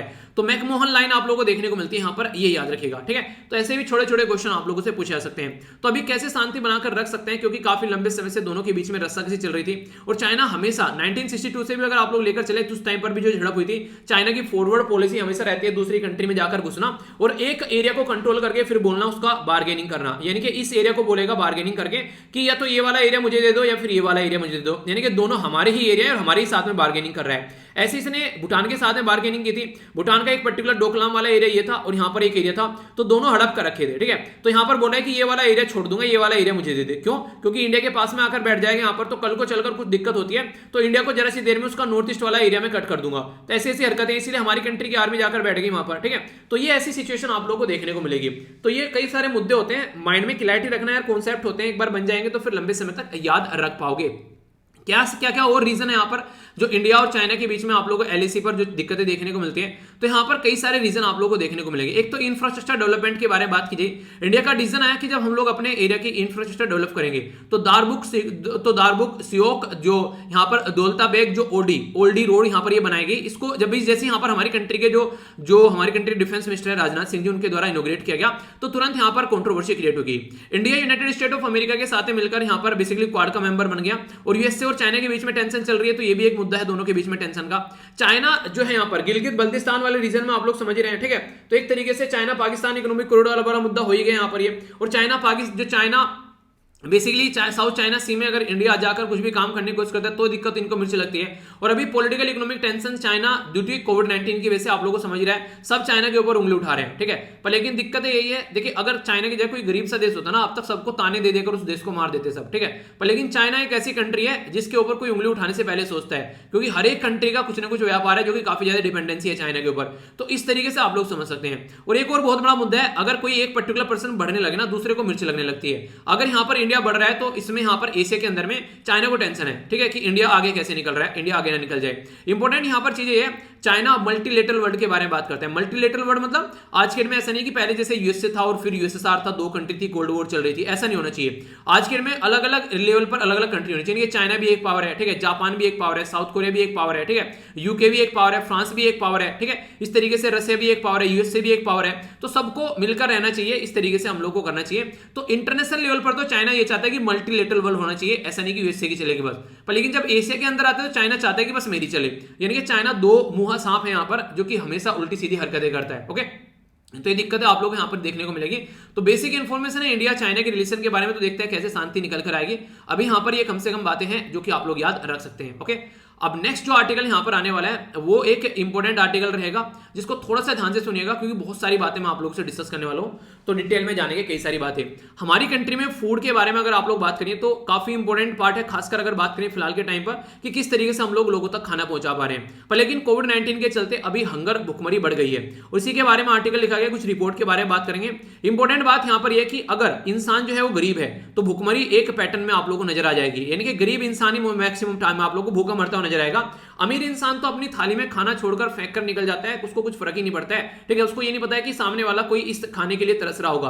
अगर बात करें जिसको गरीब होगा, जिसके पास में खाना नहीं होगा, उसी के पास में आप लोग अच्छी हेल्थ नहीं देखने को मिलेगी। जिसके पास में अच्छी हेल्थ नहीं होगी, उसके पास में अच्छी एजुकेशन नहीं देखने को मिलेगी। एजुकेशन अगर नहीं होगी तो वहां पर जेंडर इक्वलिटी देखने को नहीं मिलेगी, और खाना पीना सारा पानी वानी आप लोग छोड़ दीजिए, अच्छा कुछ उसको मिलेगा। तो ऐसी चीजें आप लोगों को देखने को मिलती है। तो इसलिए जरूरी है कि एक पैटर्न में चीजें चलें और सही तरीके से चीजें चलें, तभी यहां पर हम लोग चीजों को सुधार पाएंगे। अब समझते हैं क्या क्या बातें की जा रही है। इंपॉर्टेंट क्वेश्चन बन जाएगा, आप लोगों से डायरेक्ट पूछ लिया जाएगा कि United nation food system summit के बारे में, ठीक है। तो ये जो समिट है यहाँ पर, ये फूड जो सिस्टम समिट है, ये यहाँ पर अभी सितंबर के महीने में देखने को मिली इसी साल में। तो यहाँ पर जो यूएन के सेक्रेटरी है एंटीनस गुटरेस, ठीक है, याद रखिए एंटीनो गुटरेस यहाँ पर, ये आज की डेट में जो सेक्रेटरी यहाँ पर यूएन के, तो यहाँ पर कई सारी बातें बोली गई कि यहाँ पर किस तरीके से हम लोग को चीजों को आगे लेकर चलना चाहिए। क्योंकि आज की डेट में एक तो है इंसान खेतों में किसान काम करता है, खाना बनाता है, ठीक है, मतलब एक तरह प्रोड्यूस करता है, कंज्यूमर हम जैसे लोग खाते हैं, ठीक है। इसी के साथ में कई सारे लोग जो है, देखिए आप लोगों को आज के में ऐसा देखने को मिलेगा कि जैसे कि अभी अगर बात करें आप लोग, जैसे कि खाना जैसे प्रोड्यूस हम लोग कर रहे हैं, ठीक है, आप लोग खा भी रहे हैं, पर लेकिन रियलिटी में हम लोग समझ नहीं पाते हैं कि कितनी मेहनत कर ये खाना हम लोग तक पहुंच पाता है, ठीक है। तो आप लोग सोचिए कि जो पर्टिकुलर पर्सन जो उसको खेतों में उगा रहा है, सोचिए कि उसको खुद के खाने के लिए खाना नहीं मिल पा रहा है। तो इस तरीके से समझिए कि क्या कंडीशन हो जाती है फिर। तो इसलिए सबको ध्यान रखना पड़ेगा, प्रोड्यूसर को भी, कंज्यूमर को भी, फूड कैसे लोगों तक पहुंचना है और कैसे इस प्रॉब्लम को जो भूखमरी है उसको टैकल करना है। तो ये आप लोगों के सामने यहाँ पर चीजें होनी चाहिए, ठीक है। अगर इसके बारे में बात करें तो लार्ज गोल ये है कि फूड सिस्टम जो है वो ट्रांसफॉर्म हम लोगों को करना चाहिए, और सस्टेनेबल डेवलपमेंट गोल में ये बोला गया है कि हम लोग 2030 तक जो है वो भूखमरी को काफी हद तक कम कर देंगे। तो बोला ये जा रहा है कि जो 11 सस्टेनेबल डेवलपमेंट गोल है आउट ऑफ 17, ठीक है, तो फूड से रिलेटेड आप लोगों को नजर आ जाएंगे। अब आप लोग बोलेंगे कि फूड से रिलेटेड कैसे हैं, तो आप लोगों को समझाऊं अगर मैं, तो देखिए अगर बात करते हैं, अगर क्लाइमेट अच्छा नहीं रहता है तो पानी आप लोग तो ढंग से आप लोगों को खाना बेसिकली मतलब एग्रीकल्चर पर इंपैक्ट पड़ेगा, ठीक है। लाइफ बिलो वाटर ये भी फूड के ऊपर है। अगर पोल्यूशन होता है यहाँ पर तो कहीं ना कहीं लोगों जो नॉनवेज मछली इन सबके ऊपर डिपेंडेंट रहते हैं वो देखने को मिलेंगे। लाइफ ऑन लैंड आप लोग इंपैक्ट यहाँ पर देख ही सकते हैं, ठीक है। इसी के साथ में अगर सस्टेनेबल कंजप्शन नहीं देखने को मिलेगा तो दिक्कत आएगी कि जिनको मिल रहा है उनको तो मिल रहा है, जिनको नहीं मिल रहा है उनको बिल्कुल भी नहीं मिल रहा है, ठीक है। इसी के साथ में समझ सकते हैं आप लोग। तो यहाँ पर सारी चीजें एक दूसरे के साथ में कोरिलेट आप लोगों को यहाँ पर नजर आ जाएगी। ये सारी चीजें मैंने कनेक्ट कर आप लोगों को बताई थी कैसे कैसे दिक्कत देखने को मिल रही है। तो इसलिए जरूरी यहां पर सस्टेनेबल सिटीज होनी चाहिए और एक रेस्पॉन्सिबल कंजप्शन होना चाहिए, तभी जाकर आप लोग इनइक्वालिटी को रिड्यूस करते हुए नजर आओगे, ठीक है। तो सारी चीजें एक दूसरे के साथ में कनेक्ट है इस तरीके से। तो बहुत सारे सस्टेनेबल डेवलपमेंट गोल हैं जो कि इंपैक्टेड होते हुए यहां पर नजर आते हैं। अगर बात की जाए जो इंपैक्ट है कोविड-19 का, वो काफी लार्ज स्केल पर अभी बढ़ा है, जिसकी वजह से भुखमरी भी बढ़ गई है। और इस तरीके से जो भुखमरी बढ़ रही है इसमें कई सारी चीजें आप लोगों को देखने को मिलेगी। अभी रिसेंटली यहां पर ग्लोबल फूड सिस्टम जो है यहाँ पर अगर बात की जाए इसके बारे में, तो देखिए एक तरीके से जो प्रोड्यूस किया जा रहा है और जो एक तरीके से ट्रांसफॉर्म हो रहा है फूड सिस्टम, इंश्योर कर रहा है कि हर एक इंसान तक पहुंच सके, यानी कि जो हम लोग प्रोड्यूस कर रहे हैं वो हर एक इंसान तक पहुंच सके, तो तभी जाकर चीजें सुधर पाएंगी। पर लेकिन क्राइसिस की वजह से कई सारी कंट्री तक कई सारी चीजें नहीं पहुंच पाई है, यानी कि जब से कोविड-19 और लॉकडाउन जैसा चीजें लगी, तो इसकी वजह से फूड सिस्टम जो है वो काफी ज्यादा इंपैक्टेड हुआ। तो कई सारे लोग ऐसे हो गए जो कि बिना खाने के भी सोए, यानी कि टोटल मिलाकर यहां पर 800 अगर बात करें यहां पर 811 के करीब जो मिलियन लोग हैं, यानी कि 81 करोड़ आप लोग बोल सकते हैं, 71 CR करोड़ लोग आप लोग बोल सकते हैं जो कि यहां पर भूखे सोते हैं ईच नाइट देश के अंदर में, मतलब वर्ल्ड के अंदर में। अगर आज के डेट में आप लोग बात करें ये कंडीशन आप लोग बोल सकते हैं। तो यूएन के जो मेंबर है, सिविल सोसाइटी है, नॉन गवर्नमेंटल ऑर्गेनाइजेशन है, एकेडमी जो भी यहां पर एकेडमिक में काम करने वाले रिसर्चर है, इंडिविजुअल है या प्राइवेट सेक्टर है, सब मिलकर अगर साथ में आएंगे तब चीजों को सुधार पाएंगे। और थीम बेसिकली बोली गई है कि किन एरिया पर फोकस देकर आप लोग को चलना है। इंश्योर करना है एक तो लोगों के पास में सेफ और न्यूट्रियस फूड रहे, यानी कि ऐसा नहीं है खाना तो पहुंच गया पर इंसान जो है उसकी हेल्थ अच्छी नहीं है क्योंकि एक अच्छी डाइट नहीं मिली है, बस पेट भरने के लिए खाना खाया जा रहा है, ठीक है। एक तरह सस्टेनेबल कंजप्शन होना चाहिए पैटर्न की, इस तरीके से चीजों को लेकर चलना है कि बर्बाद नहीं करना है, अपने बारे में सोचना है कि आगे आने वाली जनरेशन के बारे में, तो ऐसा नहीं होना चाहिए। आगे आने वाली जनरेशन के बारे में सोचना है, अपने आप ही चीजें खत्म नहीं करनी है। इसी के साथ में बात की जा रही है boost the nature positive production, यानी कि एक तरीके से पॉजिटिव प्रोडक्शन होना चाहिए। एडवांस करना है इक्विटेबल लाइवलीहुड, ताकि सबको यहाँ पर सारी चीजें मिल सके, कहीं ना कहीं ऐसा ना हो कि एक ही इंसान सारी चीजें ले बैठा है। इसी के साथ में वनरेबल जो भी स्टॉक जो स्ट्रेस होता है उसको कैसे टैकल करना है, वनरेबल कंडीशन जब बनती है तो एक बैलेंस बनाकर आप लोग को चलना पड़ेगा। कोविड-19 पैंडेमिक के बारे में अगर बात करें यहाँ पर तो बोला गया कि 17 जो सस्टेनेबल डेवलपमेंट गोल है 2030 तक अचीव करने की बात की जा रही थी। तो अगर लोगों को ढंग से खाना और भुखमरी से भी उबार दिया जाए तो काफी चीजें अच्छी होंगी। और इसी के पैटर्न पर काम करने की बात की जा रही है, बुल्ड बैक बेटर। ठीक है, आप लोगों ने देखा होगा B3 के बारे में आप लोगों से बात भी की थी। किसका था ये? बेसिकली टारगेट G7 कंट्री का था यहाँ पर टारगेट, जो कि लेकर आगे चलने की बात की गई कोविड-19 पेंडेमिक के बाद में कैसे चीजों को रिकवर करना है। अगर एक टाइम पीरियड के बारे में बात करूं 1991 से 2015 तक का, तो कई सारे एरिया में आप लोगों को डाइवर्सिफिकेशन आप लोगों को देखने को मिलेगा। एग्रीकल्चर में, फूड क्रॉप में पहले लोग जो है नॉर्मल तरीके से अपनी जिंदगी को व्यतीत करते थे। आज के डेट में हर एक इंसान को जो है वो प्रोटीन युक्त डाइट चाहिए। ठीक है, एक हर एक इंसान जो है आज के में खाने का पैटर्न चेंज कर चुका है। कहीं ना कहीं पहले टाइम पर आप लोगों को ये चीजें देखने को नहीं मिलती थी। ठीक है, लोग क्या थे, अपना नॉर्मल सादा खाना खाते थे, अपनी लाइफ को एंजॉय करते थे। आज की डेट में आप लोगों को एक अलग ही जिंदगी नजर आएगी लोगों की। ठीक है, तो इस तरीके से पैक्ड फूड प्रोडक्ट आप लोगों को मैक्सिमम देखने को मिलेंगे। ठीक है, तो ये सारी चीजें, फिशरी सेक्टर, नॉनवेज काफी लार्ज स्केल पर एक पार्ट बन चुका है लोगों की लाइफ का आज के डेट में। और हमारी कंट्री में तो फिर भी आप लोगों को ज्यादा नहीं देखने को मिलेगा। वेस्टर्न वर्ल्ड में जाओगे तो वो काफी सारी ऐसी ऐसी चीजें जो सुनकर भी मतलब हैरानी होती है कि ये चीजें खाते कैसे हैं। ठीक है, पर लेकिन वही है यार, जिस तरीके की जिंदगी में रहना इंसान स्टार्ट कर देता है वो एक नॉर्मल बन जाता है वहां पर। अगर बात करें तो न्यूट्रिशनल फूड जो है, फूड सेफ्टी जो है स्टैंडर्ड एक अच्छा होना चाहिए यहाँ पर। इसी के साथ में कई सारे एरिया में भी चीजें चेंज हुई, जैसे कि स्पेस टेक्नोलॉजी हो गया। तो एक ऐसा एरिया है कि बहुत सारे एरिया में चीजें चेंज हुई है। तो हमारी कंट्री में इसके ऊपर काफी कुछ काम किया गया। ऐसा नहीं कि हम लोग इधर ऐसे ही बैठे हुए हैं। तो हमारे देश में बहुत सारी चीजें ऐसी हैं जो कि अभी यहाँ पर निकल कर आ रही हैं। तो उनके बारे में भी आप लोग याद रखिएगा। हमारी कंट्री में भी, यानी कि ऐसा नहीं है कि काम नहीं किया जा रहा है, हमारी कंट्री में बहुत सारी चीजों के ऊपर काम किया जा रहा है, ऐसा यहाँ पर बोला गया। तो यहां पर अभी रिसेंटली ये बोला गया कि अगर बात करें हम लोग यहां पर, तो इंडिया के द्वारा एक ग्रुप बनाया गया। उस ग्रुप को बेसिकली इस तरीके से लेकर चला गया कि हमारी कंट्री में कैसे हम लोगों तक खाना पहुंचा सकते हैं। तो इसमें यूएन एजेंसी के, जैसे कि फूड जो फूड एंड एग्रीकल्चर ऑर्गेनाइजेशन, या फिर वर्ल्ड फूड प्रोग्राम, या फिर international Fund for Agriculture development, ये कई सारे मेंबर उसमें निकल कर आए। तो इंडिया के ऊपर काफी ज्यादा फोकस दिया गया। वैसे हमारी कंट्री गवर्नमेंट भी कुछ कम नहीं है, वो भी कई सारे काम कर रही है। जैसे कि नेशनल फूड सिक्योरिटी एक्ट के बारे में आप लोगों को बताइए, हमारे देश में नेशनल फूड सिक्योरिटी एक्ट कब लाया गया। ठीक है, तो ये आप लोगों को याद रखिएगा। इसका हमारे देश में नेशनल फूड सिक्योरिटी एक्ट जो है 2013 में लाया गया। जब 2013 में लाया गया तो इसको बोला गया राइट टू फूड। ठीक है, तो राइट टू फूड एक्ट लाया गया, यानी कि हमारे देश में लोगों को हक दे दिया कि फूड आप लोगों को मिलेगा। इंपॉर्टेंट क्वेश्चन अभी रिसेंटली एग्जाम में कई जगह पूछे भी गए हैं, थोड़ा सा याद रखिएगा जो बताने जा रहा हूं आगे। ये ऐसे डेटा आप लोग आंसर राइटिंग में भी यूज कर सकते हैं। हमारी कंट्री में जब ये एक्ट लाया गया, बोला गया 75% जो रूरल पॉपुलेशन और 50% जो है वो अर्बन पॉपुलेशन है, उसको सब्सिडाइज फूड दिया जाएगा, यानी कि सस्ता फूड दिया जाएगा। 1-1 रुपए 2-2 रुपए में यहां पर खाना मिलेगा। तो ऐसी चीजें आप लोग बोल सकते हैं। तो देखिए, कई बार ये बोला था कि खाना जो है अगर लोगों को मिल जाता है ना, तो खाना जो है कई बार जो है एक तरीके से लड़ाई को भी रोक देता है। यानी कि भूखमरी का शिकार जो लोग होते हैं उनका आसानी से टैकल किया जा सकता है, उनसे कुछ भी काम गलत कराया जा सकता है। तो खाना इतना इंपॉर्टेंट अगर मिल जाए टाइम पर, तो लोगों को बहुत सारी प्रॉब्लम से दूर होते हैं आप लोग पाओगे। तो ये कई सारी बातें हैं। ये ऐसे अगर बात करें यहां पर, तो इसके मैंने नेशनल फूड सिक्योरिटी एक्ट के बारे में आप लोगों को बता दिया। टारगेटेड पब्लिक डिस्ट्रीब्यूशन सिस्टम यहां पर रहता है कि जो गरीब तबका सोसाइटी का, उस तक यहां पर कैसे चीजों को पहुंचाना है। मिड डे मील स्कीम, अच्छा इसका नाम अभी चेंज करके एक दूसरा किया गया, जिसके बारे में मैंने आर्टिकल में डिस्कस किया था। बताइए, देखो कितनों को याद है। ठीक है, बताइए इसके बारे में। इंटीग्रेटेड चाइल्ड डेवलपमेंट स्कीम, यहां पर ये काफी इंपॉर्टेंट है, यहां पर बच्चों के भी लिए और जच्चा और बच्चा को फायदा पहुंचाने वाली ये स्कीम है, जिसमें यहां पर भुखमरी को भी बेसिकली काउंट करके चलने की बात की जा रही है। यानी कहने का मतलब यहां पर ये है यार, अगर आज के डेट में आप लोग चीजों को देखकर चलोगे तो कई सारी चीजें आप लोगों को सुधरती नजर आएगी। तो इंडियन फूड जो नेट है वो यहां पर बेसिकली बात करें काफी लोगों तक पहुंच तो गया हमारा खाना। पर लेकिन दिक्कत क्या आ रही है? दिक्कत ये आ रही है कि अभी फिलहाल क्लाइमेट चेंज के चलते प्रोडक्शन काफी कम होता हुआ नजर आएगा। तो चैलेंज है फूड सिस्टम के सामने। और ये बात मैं नहीं बोल रहा हूं, ये inter governmental panel on climate change के द्वारा यहां पर भी बताई गई है। थोड़ा सा इसके बारे में बता देता हूं। Inter governmental panel on climate change एक ऐसी बॉडी है जो कि रिसर्च करती है ऑल ओवर वर्ल्ड में जब दिक्कतें होती हैं, तो यहां पर कि कैसे उसका सोल्यूशन निकाला जा सकता है, खासकर क्लाइमेट चेंज के बारे में। अभी छठी रिपोर्ट का पहला सेक्शन इसका प्रस्तुत किया गया इसके द्वारा। वैसे ये सेक्शन जो पूरी रिपोर्ट आने वाली है 2022 में आने वाली है, पर लेकिन अभी प्रस्तुत कर दिया गया इसका एक सेक्शन। क्यों? क्योंकि कॉन्फ्रेंस ऑफ पार्टी होने वाली है 26। कहां पर होगी 26? ये होगी यूके के अंदर में, ग्लासगो में। तो वहां पर ये होने वाली है ताकि लोग बातें कर सकें कैसे सोल्यूशन निकालना है, क्योंकि पेरिस क्लाइमेट एग्रीमेंट को प्रॉपर वे में इंप्लीमेंट करने की सोच रहे हैं ये लोग यहां पर। तो कई सारी अलार्मिंग कंडीशन है जिसकी सिचुएशन को सही करने की कोशिश की जा रही है। तो उसके चलते भी यहां पर ये फूड एरिया पर इंपैक्ट डालता है। हमारी कंट्री सरप्लस होने के बावजूद भी हमारी कंट्री में मेल न्यूट्रिशन, अंडर नरिशमेंट के शिकार काफी सारे लोग हैं। यानी खाना मिलता तो है पेट भर, पर लेकिन वो ऐसा नहीं होता कि हेल्थ अच्छी रहे। ठीक है, बस खाना खाया जाता है। ठीक है, तो एक तरीके से वो है। एक्सपोर्ट भी हम लोग कर रहे हैं, सरप्लस भी है। तो 50% हाइयर हमारी कंट्री में आप लोगों को देखने को मिलेगा, नरिशमेंट के लोग शिकार मिलेंगे।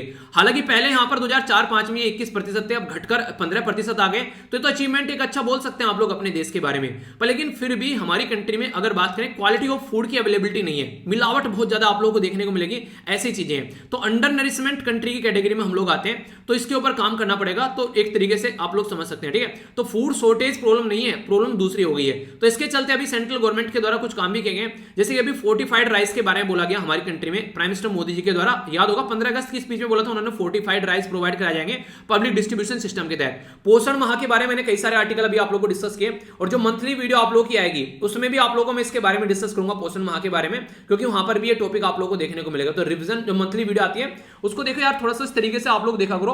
देखिए एक तो जो रेगुलर वीडियो देखते हैं उनको तो ये बहुत शानदार तरीका, एक नहीं कहते कि एक प्रॉपर एक पैटर्न का रिवीजन आप लोगों को हो जाएगा, पर जो फर्स्ट टाइम उसको देखते हैं वो भी कम से कम उस तरीके से उसको देखने की कोशिश कीजिएगा कि एक तरीके से, यानी कि एक तरीके से ऐसा नहीं कि मतलब कुछ पता नहीं है आप लोगों को, बिल्कुल कि रटनी है सारी चीजें, रटने बैठोगे सर में दर्द कर देगी। सुनते सुनते जाना उस वीडियो को, तो आप लोगों को कई सारी चीजें ऐसी देखने को मिलेगी कि याद हो जाएगी आराम से। मूवी देखते ना बैठ के, आप लोग रटते थोड़ी ना उसको मूवी को कि नहीं यार ये डायलॉग बोल दिया याद करना है, कभी भी नहीं मूवी देख पाओगे, मजा भी नहीं आएगा। तो उन चीजों से थोड़ा ऊपर होना, ठीक है। एक इंपॉर्टेंट बात यहां पर ये बोलेगी, फूड इज पीस, यानी कि फूड जो है वो कहीं ना कहीं पीस में भी काम करता है। अगर कोई भुखमरी का शिकार है, ठीक है, तो हंगर और जो फूड की इनसिक्योरिटी है वो कहीं ना कहीं कॉन्फ्लिक्ट भी लेकर आती है, वो एक तरीके से इनस्टेबिलिटी लेकर आती है वर्ल्ड में। तो ये इसीलिए यहां पर आप लोगों को पता है कि नोबेल पीस प्राइज दिया गया 2020 का। इंपॉर्टेंट है, क्वेश्चन डायरेक्ट भी पूछ ले आप लोगों से प्रीलिम्स के अंदर कि 2020 का नोबेल पीस प्राइज बेसिकली किसको दिया गया, ठीक है। तो याद रखिएगा यूनाइटेड नेशन की जो वर्ल्ड फूड ऑर्गेनाइजेशन है उसको यहां पर दिया गया, ठीक है। तो इसके बारे में क्वेश्चन अगर पूछ ले तो कंफ्यूज आप लोग मत होइएगा, इसके बारे में थोड़ा सा आप लोग ऐसा कीजिएगा, इसके बारे में जाकर पढ़िएगा भी। पढ़ने में क्या क्या पढ़ने के लिए बोल रहा हूं, जैसे कि वर्ल्ड फूड प्रोग्राम, तो इसके बारे में ये देखिएगा कि इसके टोटल वर्ल्ड फूड प्रोग्राम का हेडक्वार्टर कहां पर है, ठीक है। आज की डेट में बात करें तो यहां पर कब इसको फाउंड किया गया था, ठीक है। और ये मैंने आप लोगों को बता दिया कि यूएन के अंडर में आप लोगों को ये बॉडी देखने को मिलेगी, ठीक है। तो इस तरीके से कई सारी चीजें आप लोगों से पूछ ली जा सकती है, क्योंकि अभी इसको 2020 में नोबेल पीस प्राइज मिला है, ठीक है। किसके लिए? पीस के लिए। तो ये मैंने आप लोगों को बताया था कम से कम 2 साल के नोबेल पीस प्राइज जरूर कवर करके जाना, और मैंने वीडियो बना रखी है दोनों के ऊपर, ठीक है। तो उसको आप लोग देख लीजिएगा, कंफ्यूजन नहीं होना चाहिए। इसी के साथ में अगर बात करें यहाँ पर state of food security and nutrition in world, ये आप लोगों को याद होगा, और नैनो मैगजीन में मैंने इसके बारे में डिटेल में आप लोग कवर किया था, ठीक है। वो नैनो मैगजीन में देखिए मैं क्या करता हूं, जैसे कि इंडियन एक्सप्रेस के कई सारे इंपॉर्टेंट आर्टिकल आते हैं ना, तो आप लोग वहां पर कवर कर लेता हूं जो मुझे लगता है, ठीक है। डिटेल में आप लोगों ने देखा हो कई सारे आर्टिकल रहते हैं बाद में, तो वो कई सारे वो आर्टिकल रहते हैं जो इंडियन एक्सप्रेस में रहते हैं। क्या बात होती है कई बार की, जैसे मान लीजिए यहाँ पर आर्टिकल थोड़ा लेट आता है, ठीक है, वहां पर पब्लिश हो गया, तो इस तरीके से देखने को मिलेगा कई बार, कई सारे जैसे राइटर वहां पर अलग है, यहाँ पर राइटर अलग है, एडिटोरियल लिखने वाला, तो उसका पॉइंट ऑफ व्यू अलग रहता है। तो ये वो वीडियो जो रहती है जो नैनो मैगजीन के नाम से जो आप लोग की आती है रात को 9 बजे, उसमें वो वाली चीजें आप लोगों को देखने को मिल जाती हैं, जैसे ऑल इंडिया रेडियो हो गया, ठीक है, पीआईबी की न्यूज हो गई, इंडियन एक्सप्रेस की न्यूज हो गई, या फिर कोई इंपॉर्टेंट जो भी न्यूज रहती है वो सारी वहां पर कवर हो जाती है, ठीक है। तो इसलिए दोनों वीडियो आप लोग लाइफ का पार्ट बना लीजिए, तो करंट अफेयर बिल्कुल भी नहीं छूटेगा, और स्टैटिक पोर्शन तो मैं आप लोगों को बैकग्राउंड में कवर कराता ही हूं, ठीक है। Food and Agriculture Organization of United Nation, International Fund for Agriculture Development, United Nation Children Fund, World Food Programme और वर्ल्ड हेल्थ ऑर्गेनाइजेशन, ये 5 ऑर्गेनाइजेशन ऐसे जिनके द्वारा मिलकर यहां पर ये रिपोर्ट प्रस्तुत की गई। तो इंपॉर्टेंट रिपोर्ट है भुखमरी के बारे में चेक करने के लिए कि state of food security and यहां पर न्यूट्रिशन इन द वर्ल्ड, तो ये रिपोर्ट किसके द्वारा प्रस्तुत की गई, तो इनके द्वारा मिलकर प्रस्तुत की गई, ठीक है। तो याद रखिएगा, और बोल दे यूपीएससी की ये रिपोर्ट के बारे में कि ये रिपोर्ट प्रस्तुत की गई है only Food and Agriculture Organization के द्वारा। तो आप लोग बोलोगे लग तो रहा है यार यही होगा, लेकिन होगा क्या, कुछ और होगा वहां पर, तो फिर इस तरीके से गड़बड़ हो जाएगी, तो गड़बड़ नहीं करनी है, ठीक है। तो चीजें याद रखनी है। बोला जा रहा है कि एक तरीके से अगर बात करें काफी ट्रांसफॉर्मिंग एज में आप लोगों को देखने को मिलेगा। तो आज के डेट में कम से कम जो बात की जा रही है सस्टेनेबल डेवलपमेंट गोल के द्वारा कि दुनिया को भुखमरी से फ्री बनाना है, तो ये एक इंसान का काम नहीं है। मैं बोल दूं कि मैं दुनिया को पढ़ा दूंगा तो अकेला काम नहीं कर पाऊंगा ये। अगर मैं बोलूं कि आप लोग मिलकर काम करो तो काम हो जाएगा यहाँ पर, कि जो आप लोग सीख रहे हो दूसरों को भी सिखा दो, अगर खुद नहीं सिखाते हो तो ये वीडियो दूसरों तक पहुंचा दो, जो आप लोगों को लगता है इंप्लीमेंट करने वाली लाइफ में चीजें उनको इंप्लीमेंट कर लो, तो तब चीजें होती हैं। तो ऐसी चीजें हो पाती हैं। तो यहाँ पर अगर बात करें तो सारी सोसाइटी आएगी, गवर्नमेंट मिलकर आएगा, ठीक है, सारे प्राइवेट सेक्टर मिलकर आएंगे, आप लोग भी पार्टिसिपेट करोगे, तब जाकर हम लोग यहाँ पर भुखमरी को मिटा पाएंगे। तो इन्वेस्ट करना पड़ेगा, इनोवेट करना पड़ेगा और क्रिएट करना पड़ेगा, ये सारी चीजें होंगी।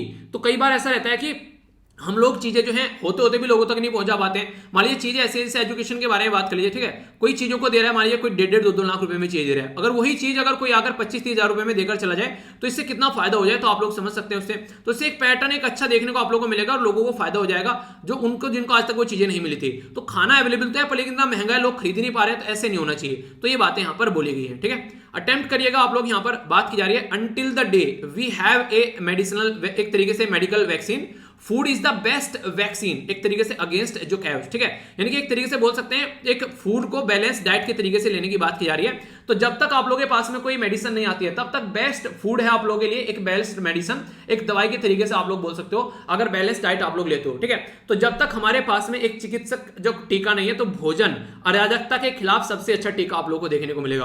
तो इसके ऊपर कमेंट कीजिएगा, इवन ये एस्से का टॉपिक आप लोगों से बन सकता है, ठीक है, इस तरीका एग्जाम में। तो कोई कंफ्यूजन आप लोगों के माइंड में इसको लेकर नहीं होना चाहिए। तो ये डिटेल में मैंने आप लोगों से डिस्कस किया। इंटरेस्टिंग आर्टिकल है, अभी आप लोग देखते हैं अफगानिस्तान के अंदर तालिबान पावर में आ चुका है, ठीक है। तो अफगानिस्तान की कंडीशन एक बार देखिए, अफगानिस्तान कहां पर है, तो यहां पर देखने को मिलेगा हमारी कंट्री का ये वाला पोर्शन टच कर रहा है, बाकी तजाकिस्तान टच करता है, उज्बेकिस्तान टच करता है और तुर्कमेनिस्तान करता है। तो यहां पर तुर्कमेनिस्तान, उज्बेकिस्तान और तजाकिस्तान, इधर आएंगे तो ईरान हो जाएगा, इधर आ जाएंगे तो पाकिस्तान हो जाएगा, और यहां पर इंडिया टच करता है। काबुल इसकी कैपिटल है, यहां पर अफगानी करेंसी और कैपिटल ये हो गया, और साउथ एशिया के अंदर कंट्री है। झंडा हालांकि ये चेंज कर चुके हैं, वो एक अलग बात है, ठीक है। तो इंपॉर्टेंट बात क्या है, आप लोग एक चीज को तो मैं समझाने जा रहा हूं, समझिएगा। आप लोग एक पर्टिकुलर देश के अंदर रहते हैं, वो जो देश है वो प्रॉपर चल रहा है, वहां पर अपना जो काम कर रहे हैं सब, मतलब गवर्नमेंट के एम्प्लॉय हैं, डॉक्टर अपना काम कर रहे हैं, वकील अपना काम कर रहे हैं, ठीक है। इसी के साथ में जो प्राइवेट वाले अपना काम कर रहे हैं, मतलब एक सिस्टम चल रहा है वहां पर एक गवर्नमेंट जो होती है वो कोलैप्स हो जाती है और एक टेररिस्ट ग्रुप वहां पर आ जाता है। वो जो टेररिस्ट ग्रुप आता है वो सारे पावर अपने हाथ में ले लेते हैं। अब वो टेररिस्ट ग्रुप चीजों को कैसे चलाएगा, इंटरनेशनल साइड से, चाहे वो यूएस से हो, चाहे वो IMF हो, चाहे वो कहीं से भी पैसा आ रहा था, वो सारा पैसा बंद कर दिया गया।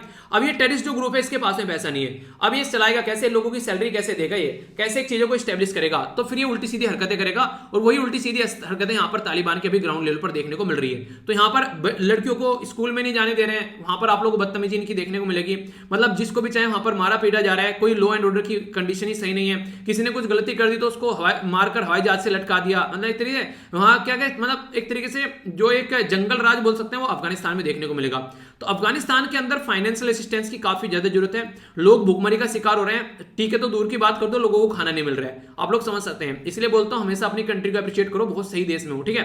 अगर बात करें फूड प्रोवाइड नहीं प्रॉपर लोगों को वहां पर मिल पा रहे हैं, लोगों के पास में मनी नहीं है, गवर्नमेंट के पास में मनी नहीं है कि लोगों की सैलरी दे सके, तो सिस्टम ठप पड़े हैं। क्योंकि 80% पैसा यूएसए से आता था निकलकर, अब यूएसए ने देना बंद कर दिया, यूएसए के फेडरल रिजर्व ने रोक लगा दी। इसी के साथ में जो डोनर जो यहाँ पर जो इंटरनेशनल मॉनेटरी फंड से पैसा आता था उन्होंने देना बंद कर दिया।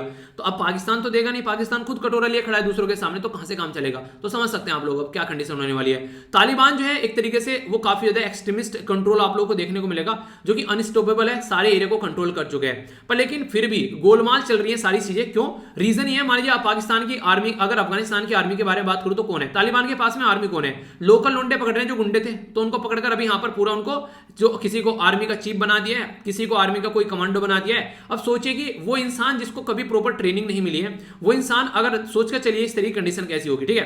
वहां पर जो इनके डिफेंस मिनिस्टर है वो भी ऐसे ही है, मतलब ठीक है तूने बहुत अच्छे से संभाला था गुंडों को, चल तू डिफेंस मिनिस्टर बन जा, ठीक है।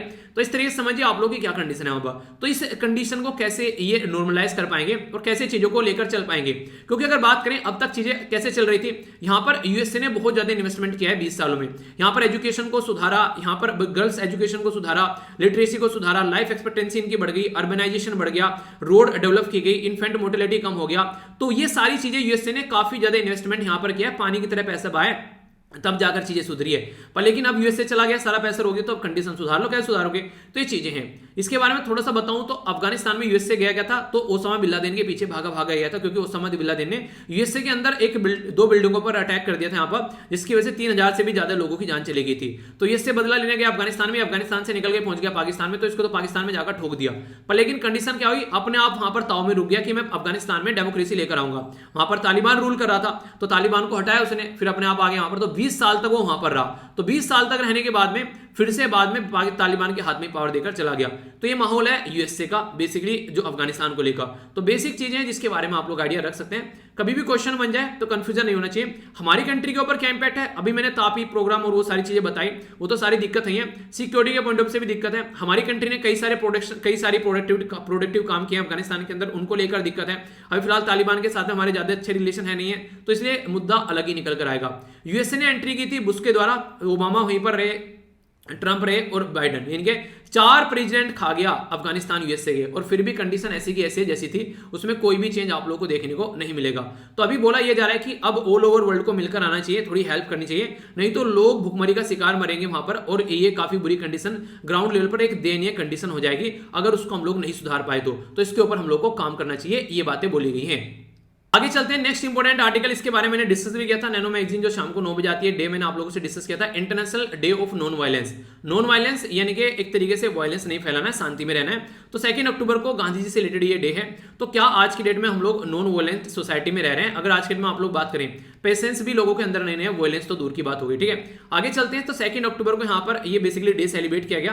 तो इसके बारे में अगर बात करें यहाँ पर प्रेजेंट डे में अपॉर्चुनिटी एक्सप्लोर करने के लिए कि हम लोग किस तरीके से चीजों को लेकर चल रहे हैं, वायलेंस को वो सोसाइटी में देखने को मिल रहा है। क्या क्या चीजें हैं जो हम लोग चीजें ठीक कर सकते हैं? तो बोला जा रहा है कि जो इन चीजों को, तो एक तरीके से कल्चर डायलॉग जो है वो एजुकेशन के थ्रू हम लोग चीजों को निपटा सकते हैं, यानी कि वॉयलेंस को कम कर सकते हैं। पाथवे फॉर पीस, ये याद रखिएगा, क्वेश्चन बन जाएगा कि पाथवे फॉर पीस ये फ्लैगशिप रिपोर्ट है किसकी? ये है वर्ल्ड बैंक और यूनाइटेड नेशन की। तो ऐसे भी क्वेश्चन डायरेक्ट बन जाते हैं। देखिए जब एडिटोरियल आप लोग सुनते हैं ना, उसमें बीच बीच में से दुनिया भर के प्रीलिम्स के क्वेश्चन निकाल दूंगा मैं आप लोगों के, अगर आप लोग ध्यान से देखेंगे, ठीक है।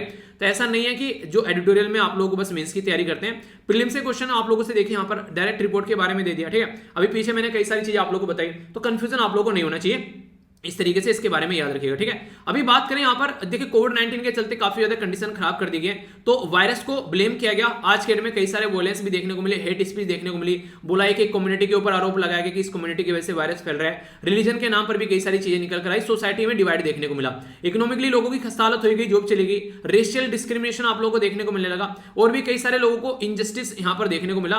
कई जगह कोर्ट, दुकान, सारी चीजें बंद रही, इस वजह से दिक्कतें आगे निकलकर। और सबसे ज्यादा इंपैक्ट इसका उन लोगों पर बड़ा जो मार्जिनल सेक्शन, यानी कि जो डे बाय डे की धाड़ी के ऊपर अपनी जिंदगी चलाते थे कि आज कमाएंगे, आज खाएंगे, फिर जिंदगी व्यतीत करेंगे, पर लेकिन ऐसा कुछ हुआ नहीं।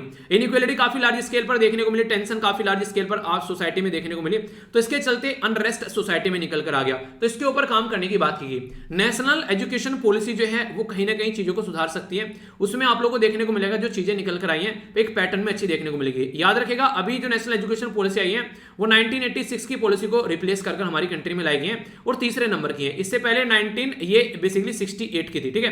तो 1968, 1986 और अभी यहाँ पर ये 2000 कब की है, यहाँ पर ये पॉलिसी याद रखिएगा ये 2020 की है आप लोगों के सामने, नेशनल एजुकेशन पॉलिसी। एजुकेशन कहां पर आता है, ये भी इंपॉर्टेंट मुद्दा है। एजुकेशन संविधान के अंदर जब आप लोग जाएंगे तो 7वीं शेड्यूल के अंदर 3 लिस्ट है, सेंट्रल लिस्ट, कॉन्करेंट लिस्ट और स्टेट, जो central list, state list, concurrent list. तो कॉन्करेंट लिस्ट के अंदर एजुकेशन को रखा गया है, ठीक है। 42nd कॉन्स्टिट्यूशन अमेंडमेंट किया गया था संविधान में, जब उसको एजुकेशन को कॉन्करेंट लिस्ट में लाया गया 1976 में। तो बेसिक इन्फॉर्मेशन है, याद रखना, ठीक है। प्रीलिम्स से डायरेक्ट क्वेश्चन बन जाते हैं इनसे। वैल्यू बेस्ड और एक्सपेरिमेंटल एजुकेशन जो है बोला जा रहा है प्रमोट करनी चाहिए, ताकि लोग जो है वो थिंक कर सकें, चीजों को रटे ना, ठीक है। कल्चर एक्सचेंज हो, टीचिंग जो है एक तरीके से रीजनल लैंग्वेज में हो, ऐसा नहीं कि बस हाई फाई लेवल चल रहा है और लोकल लेवल के बच्चे समझ ही नहीं पा रहे हैं, तो होना चाहिए। ग्लोबल बेस्ट प्रैक्टिस यहां पर जो यूनेस्को के द्वारा सपोर्ट करने की बात की गई और बोला भी गया कि हम लोग को गांधी जी वाला पैटर्न फॉलो करना चाहिए। गांधी जी ऐसा नहीं था कि इंडिया के लिए सोचते थे बस, वो एक तरीके से वर्ल्ड के व्यू को रखते थे कि एक तरीके से कि एक दुनिया जो है, हम एक ऐसी दुनिया में रह रहे हैं जो कि एक पूरा परिवार है, हमारी दुनिया है, ठीक है। वो बाउंड्री डिवाइड हो गई, वो एक अलग बात है। तो ग्लोबल सिटीजन थे वो, एक तरीके से ऐसा बोल सकते हैं गांधी जी, क्योंकि अलग अलग कंट्री में उनको रिकॉग्नाइज करते हैं। तो एजुकेशन जो है वो कहीं ना कहीं इंटेलेक्चुअल डायलॉग जो है, ये सारी चीजें पीसफुल काम क्रिएट करने की कोशिश करते हैं और यूनेस्को जो है प्रमोट करते हैं यहाँ पर, जो एक तरीके से लोगों तक इन्फॉर्मेशन पहुंचनी चाहिए, लिटरेसी पहुंचनी चाहिए, स्पोर्ट पहुंचना चाहिए, क्योंकि ये एक टूल है शांति फैलाए रखने के, जिसकी वजह से शांति काफी लार्ज स्केल पर आप लोगों को देखने को मिलेगी। तो इनके ऊपर हम लोगों को काम करना चाहिए, ऐसी बातें यहाँ पर बोली जाती हैं। अगर बात करें, यूनेस्को ने कई चीजों को हाईलाइट भी किया है, ठीक है, जैसे कि वुमेन्स और गर्ल्स की जो एजुकेशन है उसके ऊपर हम लोग काम कर सकते हैं। एक तरीके से जो डिसेबल पर्सन है उनको साथ में लेकर चल सकते हैं, तो इनके एक अपॉर्चुनिटी के तरीके से लिए इनके लिए भी काम कर सकते हैं। Safe school, non violent space आप लोग देखते हैं। नेशनल एजुकेशन पॉलिसी जो है 2 साल अभी यहाँ पर होने जा रहे हैं लगभग, ठीक है। 1 ईयर इंटू 2 साल हमको कोविड-19 में होने जा रहे हैं और 1 साल आप लोगों को नेशनल एजुकेशन पॉलिसी का होने वाला है। तो प्रायोरिटी क्या है उसको लेकर अगर हम लोग चलते हैं तो काफी कुछ चेंज होता है आप लोगों को नजर आएगा।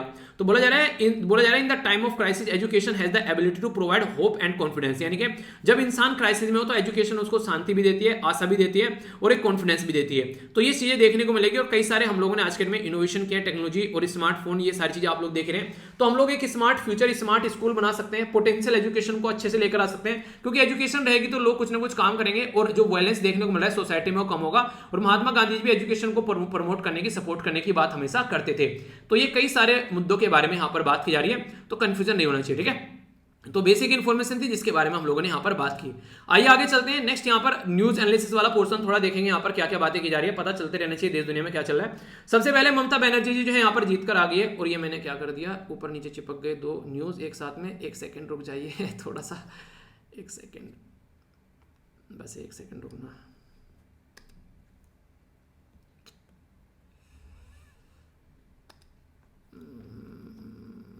अब सही है, हाँ हो गया, 1 सेकेंड, ठीक है। अब ममता बनर्जी सही लग रही है, ठीक है अभी क्या हुआ, अभी इलेक्शन में आप लोगों को पता है ममता बनर्जी जी हार गई थी, जो नॉर्मल इलेक्शन होते हैं, अभी बाई इलेक्शन में यहाँ पर ये जीत कर आई है, ठीक है। तो आर्टिकल 164 जो है वो यहाँ पर पावर देता है संविधान के अंदर में, अब ये चीफ मिनिस्टर बनी है, ओके। इंपॉर्टेंट बात यहाँ पर ये, जो कि एक दुखद घटना आप लोग बोल सकते हैं, अभी हमारी कंट्री के 4 किसानों की बेसिकली जान चलेगी।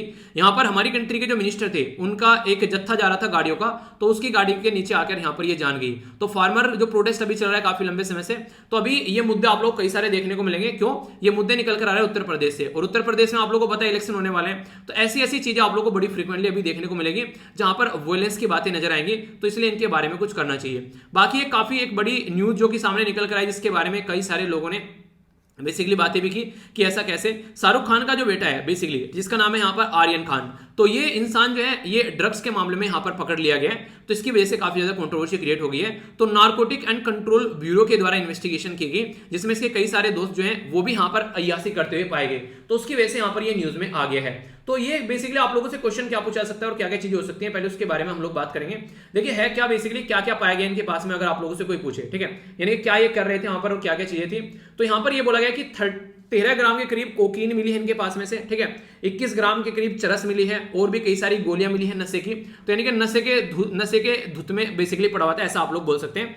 अगर बात करें बॉलीवुड एक्टर शाहरुख खान का बेटा जो है ये पकड़ा गया है, ये आप लोगों को पता चल गया। इंपॉर्टेंट मुद्दा यहां पर क्या है, अभी यहां पर जो सेक्शन हमारी कंट्री का सेक्शन 8C और 2B और 27, ये यहां पर बेसिकली एनडीपीएस के यहां पर इसको बोलते हैं नार्कोटिक ड्रग एंड जो साइकोट्रोपिक सब्सटेंस एक्ट, तो ये है बेसिकली जो यहां पर काम करता है इन सब मुद्दों के लिए। नार्कोटिक कंट्रोल ब्यूरो, याद रखिएगा, narcotic control bureau of India, ये हमारी कंट्री में फेडरल लॉ एनफोर्समेंट एजेंसी है, जो कि ऐसी कोई भी एक्टिविटी होती है उसको रोकने का काम करती है। तो होम मिनिस्ट्री के अंडर में आती है, हेडक्वार्टर न्यू दिल्ली में 1986 में बनाया गया था। तो ये बेसिक इन्फॉर्मेशन इसके बारे में याद रखिएगा, ठीक है। बाकी तो जो चल ही रहा है वो आप लोग देख ही रहे हैं, तो ज्यादा नहीं, ठीक है। बाकी बात करें ओबीसी के बारे में, बोला जा रहा है कोई भी no information on 2018 plan to collect the data, तो यानी कि आरटीआई के थ्रू ये बोला गया कि सेंसस ने अभी यहाँ पर पर्टिकुलर कम्युनिटी के बेसिस पर कि ऐसा कोई भी डेटा कवर नहीं किया जा रहा है, ऐसा बोला गया यहाँ पर इस पर्टिकुलर क्वेश्चन के आंसर में, ठीक है। नेक्स्ट यहां पर बात की जा रही है डीआरआई, ठीक है। तो डीआरआई के बारे में आप लोग याद रखिए, कई बार ये भी एजेंसी आप लोगों को न्यूज में नजर आ जाती है, तो क्वेश्चन भी आप लोगों से बन जाए तो याद रखिएगा।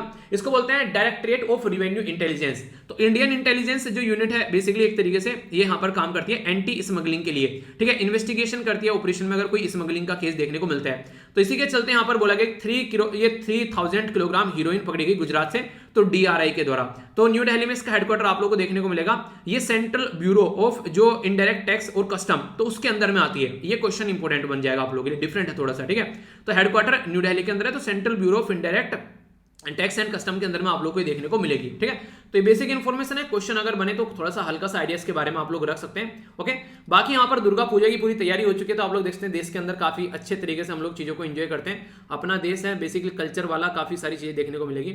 आगे बात करें यार, ये है प्राइम मिनिस्टर, हमारी कंट्री के प्राइम मिनिस्टर जी मोदी जी की जो माता श्री जी हैं, ये देखिए यार, मतलब डेडिकेशन, अगर हर एक इंसान जो है अपने देश के लिए इतना डेडिकेशन रखे कि वोट डालने जा रहे हैं, ठीक है, तो जब भी वोट इलेक्शन होता है तो ये लोकल एरिया में जो इलेक्शन होता है वोट डालने जाती है। ऐसा अगर इंस्पिरेशन के तौर पर इनको ले जाए तो रियलिटी में एक सैल्यूट करने वाली बात है कि आप लोग अपनी वोट का हक जो है उसको आप लोग यूज कर रहे हैं, ठीक है।